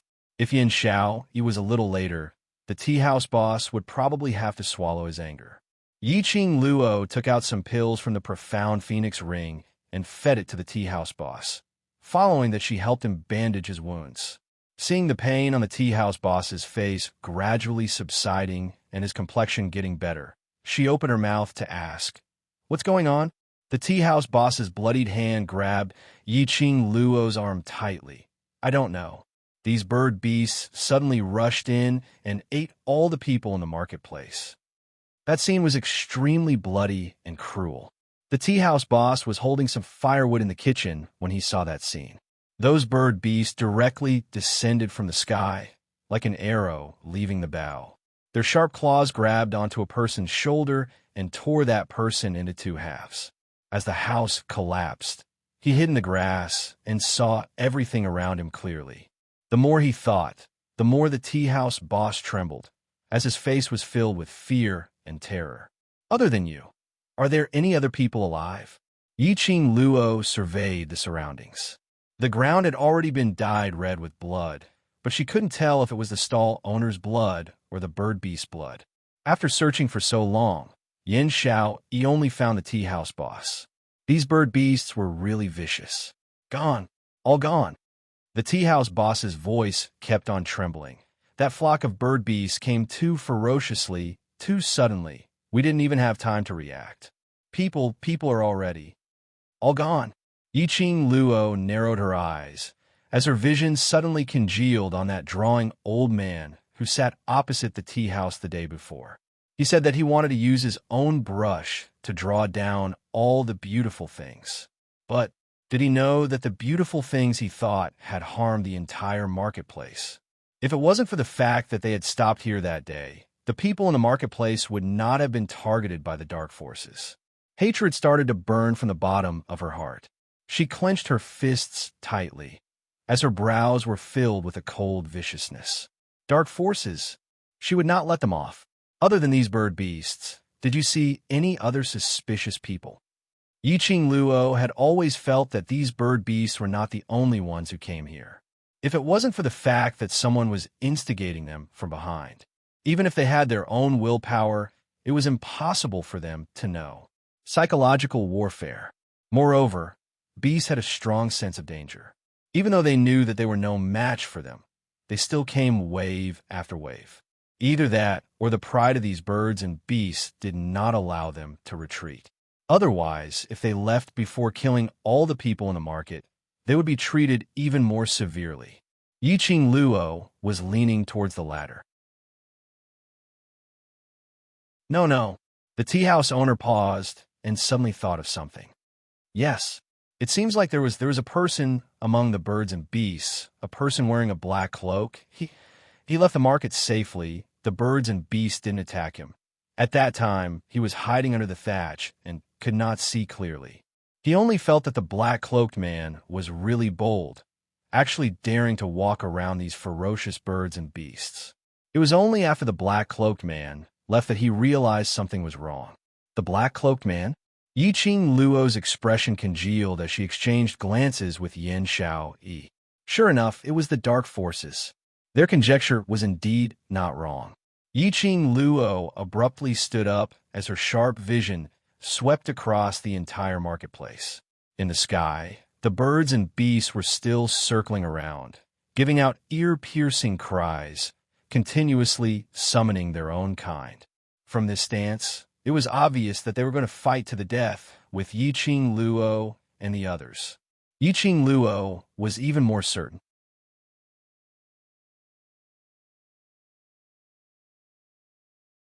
Chapter 556. Shiju. Carry the tea house owner back to the mansion. Yiqing Luo indicated for Yin Xiaoyi to carry the person onto Shiju's back. I'll leave the rest to you. I'll go look for that black-cloaked man. After a pause, he continued, after you're done with the bird beasts, go directly to the mercenary guild to hand your mission. Don't worry about me. Yin Xiaoyi's expression changed. No, it's too dangerous. The people of the dark world were indeed strange. Moreover, they were in the light while the enemy was in the dark. To Yiqing Luo, it was too dangerous. Her words had not even finished howling when Yiqing Luo had already turned into a bolt of lightning, charging towards the periphery of the marketplace. Yin Xiaoyi's brows creased. If she chased after them, her ability wasn't enough, and she would only drag Yiqing Luo down. She turned her head to look at Dmo Xian and was just about to run towards him when she saw that a mortal-like figure had already chased after Yiqing Luo's footsteps, following up. Yin Xiaoyi let out a sigh of relief. As long as Di Zun was here, everything would be fine. Yiqing Luo stood on the outer treetop as she narrowed her eyes and surveyed the surroundings. These birds and beasts were all hovering in the air around this area. In other words, the black-cloaked man was definitely nearby. The direction from which these birds and beasts were attacking. Yiqing Luo's eyes flashed as she speedily dashed towards the area where the birds and beasts were concentrated. Sure enough, he saw a person shrouded in a cloak standing under a tree not far away from the market. They were stooped and skinny. It was impossible to see the other party's face clearly. It was exactly the same as Duke Jing's description. Her guess was right. Yiqing Luo sneered as her footsteps changed rapidly. The black-cloaked man reacted very quickly. At the instant when Yiqing Luo stared at him, he turned into a black shadow and speedily retreated, hiding among the magical beasts. Yiqing Luo's eyes flickered with a cold glint as her lips curled into a cold smile. Trying to escape? Before she could move her feet, a figure had already passed her and headed towards the direction where the black-cloaked man had hidden himself. A gust of wind rose from his palm, and the condensed profound qi lifted his head of black hair, making him look as elegant as dust. Shortly after, he felt a palm wind that could devour mountains and rivers slashing over. The flocks of birds and beasts were instantly blasted into pieces. Blood splattered everywhere, and minced meat flew everywhere. However, under the birds and beasts, the black-cloaked man was nowhere to be seen. Ah Xian. Yiqing Luo caught up with the man's footsteps. He ran away. Dmo Xian replied calmly. Chase. He never made a move easily. If there was a chance for Yiqing Luo to train, he would absolutely not interfere. However, they were from the Dark Coalition. It was the dark forces that had been plotting against Lil Luo and wanted Lil Luo's life. He absolutely couldn't let it go. Yi Qing Luo nodded, and the both of them headed towards the direction which the black cloaked man disappeared towards. Along the way, the abstruse Qi from the dark forces was extremely dense. The black cloaked man's speed was extremely fast, and his reaction was also godly. Following the black cloaked man's Xian Qi, he chased after him for 100 miles. Not good. I've been tricked. Yi Qing Luo squinted her eyes and stopped in her tracks. 50 kilometers, she couldn't even catch up within 100 miles? She didn't believe that the black-cloaked man was that fast. Even if she couldn't catch up, it was impossible that DMO Xian couldn't catch up, right? But that black-cloaked man seemed to have disappeared from the surroundings. Other than the remnant profound Qi, she couldn't sense any other presence. This profound Qi was obviously left behind intentionally by the other party to mislead them. It was really the dark forces style. Forever hiding in the dark, like a rat in the dark. DMO Xian's gaze was eerily cold, as his eyes seemed to be wrapped with a layer of frost. What a great dark force, savage to such an extent.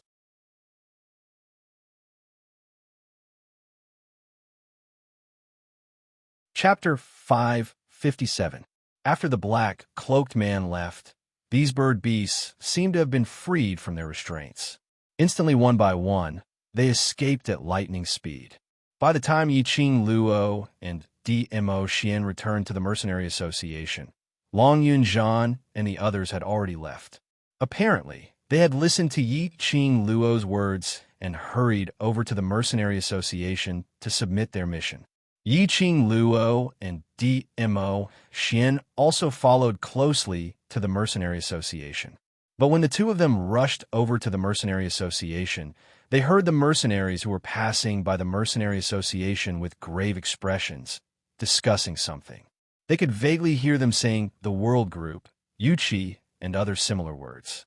Yi Qing Luo's heart suddenly sunk as she pulled one of the people who were discussing what happened. That person was talking excitedly, and on seeing someone asking, he immediately replied, "Earlier the World Group's group leader came over to submit their mission. You know about the World Group, right? Our mercenary group is the first mercenary group to be promoted to a bronze plate on the second day of its establishment. Something happened to them. Earlier, when they were promoted to a mercenary group, everyone was still very happy. Group leader received news from the mercenary badge that the World Group's headquarters had been surrounded by the Yuchi family. It's such a pity for the World Group. They are all young and promising youngsters. Why did they offend a large family like the Yuchi family for no reason?" The people who were discussing shook their heads regretfully. A newly risen mercenary group, without any powerhouse behind them. But now they were surrounded by one of the four great families, the Yuchi family.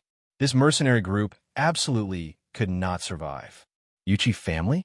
Surrounded the World Group? Yuchi Peng? He actually dared to divulge the mansion's address.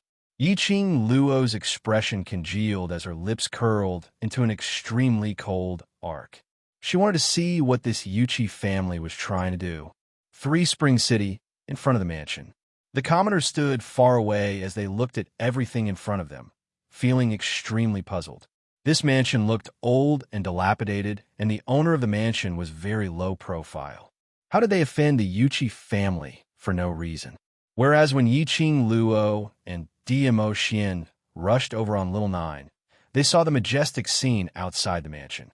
Around a few thousand people, dressed in the Yuchi family's uniform, surrounded the entire mansion. This street, which wasn't exactly bustling with people, was now extremely crowded. Yuchi Peng and Duke Jing stood at the entrance of the mansion, and beside them stood a middle-aged man dressed in a navy blue luxurious robe with an imposing manner. They had not argued with each other yet. Standing at the door was Baiming Liancheng.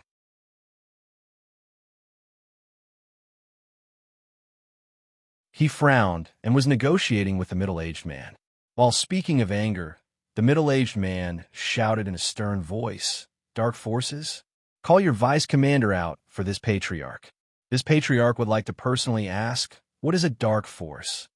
This person was actually the patriarch of the Yuchi family. He was Yuchi Peng's father.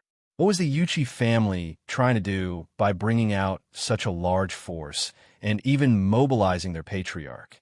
The head of the Yuchi family seemed to want to barge in forcefully, but he was stopped by Baiming Liancheng. Do you know who this patriarch is? The Yuchi patriarch waved his palm towards Baiming Liancheng's chest. Yiqing Luo's slender brows creased tightly as she leapt down from Little Nine's back. The feather fan in her hands released a burst of strong airflow, forcefully forcing Patriarch Yuchi's palm chi to retreat. Yiqing Luo. Father, it's her. Duke Jing and Yuchi Peng spoke at the same time as they stared at Yiqing Luo, as their eyes were filled with hatred. What show was this?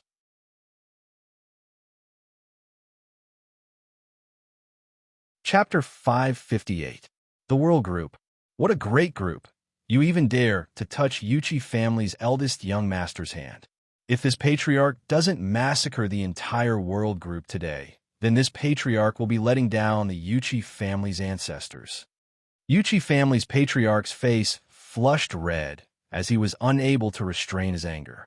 The successor whom he had painstakingly nurtured was destroyed just like that. Yiqing Luo.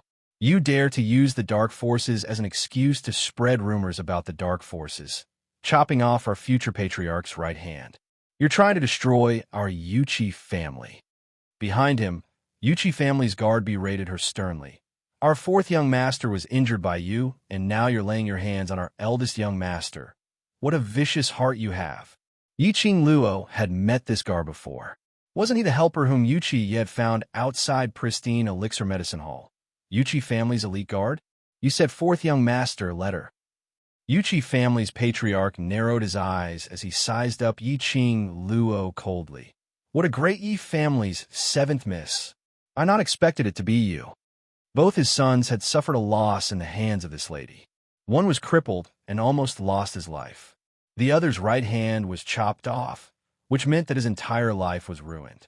Yiqing Luo. You spread the dark forces and intentionally hurt Yuchi family, targeting Yuchi family. Today, even if your Three Springs sect kneels down to apologize to this patriarch will absolutely not forgive you.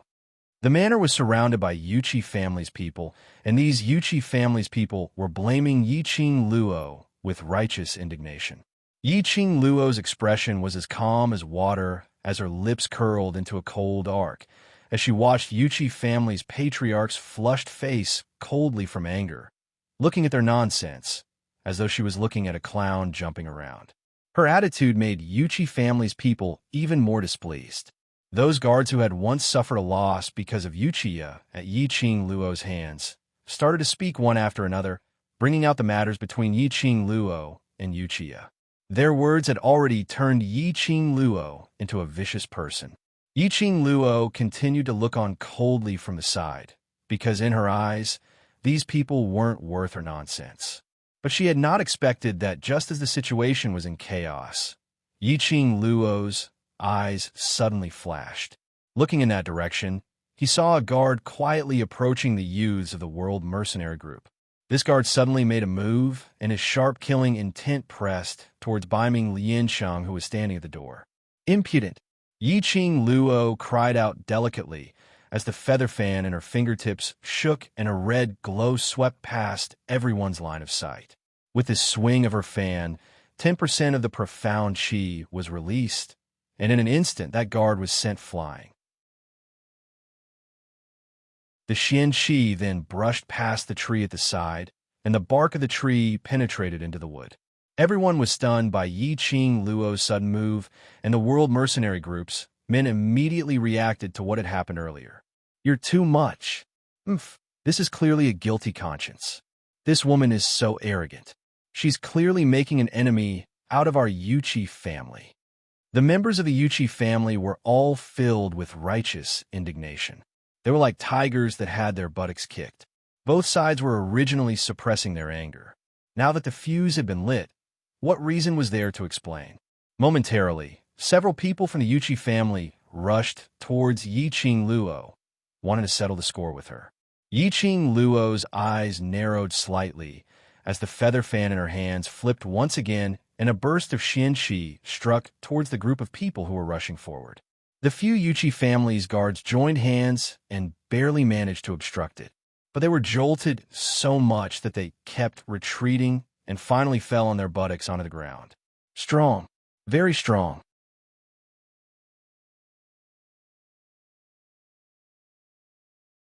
Chapter 559. Those elite guards who had clashed with Yiqing Luo previously knew that Yiqing Luo's skills were very strong. Only, meeting again today, they felt that this young lady was even more astonishing than the first time they met. Obviously, it had only been a month's time. Why did she improve at such a godly speed? A surge of fear arose in the elite guards' hearts. Yiqing Luo's eyes squinted as her pink lips curled upwards, curling into a cold arc. Her gaze shot straight towards Yuchi Peng. Her long and narrow eyes looked enchanting, but that eerie chill seeped out from her eyes, making Yuchi Peng subconsciously shudder. What are you all still in a daze for? Take down this demoness who spread her lies. Yuchi family's patriarch saw his eldest son being frightened by a young lady as he shrank towards his side. His face instantly lost its shine. He had brought along so many guards, but they couldn't even stop a small mercenary group's vice group leader. So what if she was Three Springs Sect's young matriarch? Anyone who hurt his son whom he had painstakingly nurtured had to die. Especially in front of so many people, he had so many guards. Just a single Yiqing Luo made his Yuchi family's guards run away with their tails between their legs. In future, where would Yuchi family's face be placed? No matter how fearful those elite guards were towards Yiqing Luo, but with their master's command, they had to brace themselves and go forward. Moreover, thousands of guards were all here. No matter how powerful Yiqing Luo was, she would have to pay for it here today. Thinking of this, the elite guards' gazes turned piercingly cold as they exchanged glances. Following that, 10 over guards leapt upwards at the same time, blocking in front of those guards who had been overturned by Yiqing Luo. Yiqing Luo didn't hesitate as she directly released her profound qi and dashed into the guards. The red feather fan in the young lady's hands was like a flame as it flew over. The elite guards subconsciously recalled 1 month ago when they worked together to protect Yuchiya. Vigilance. That kind of vigilance. They released all their senses but were totally unable to stop Yiqing Luo. A fear arose in the elite guards' hearts, deeply afraid that Yiqing Luo would disappear before their eyes and suddenly appear behind them, slipping their necks. Because of this fear, the feather fan in Yiqing Luo's hands had already split apart the 10 overguards who were charging towards her. She curled her lips, and her eyes curved up. A trace of craftiness flashed across her eyes. Now these people had been split into 2 by her, opening up a path. This was the path she wanted. Since the Yuchi family wanted a result, she would give them one. Thinking of this, Yiqing Luo suddenly struck out as the red feathered fan appeared in front of everyone's eyes.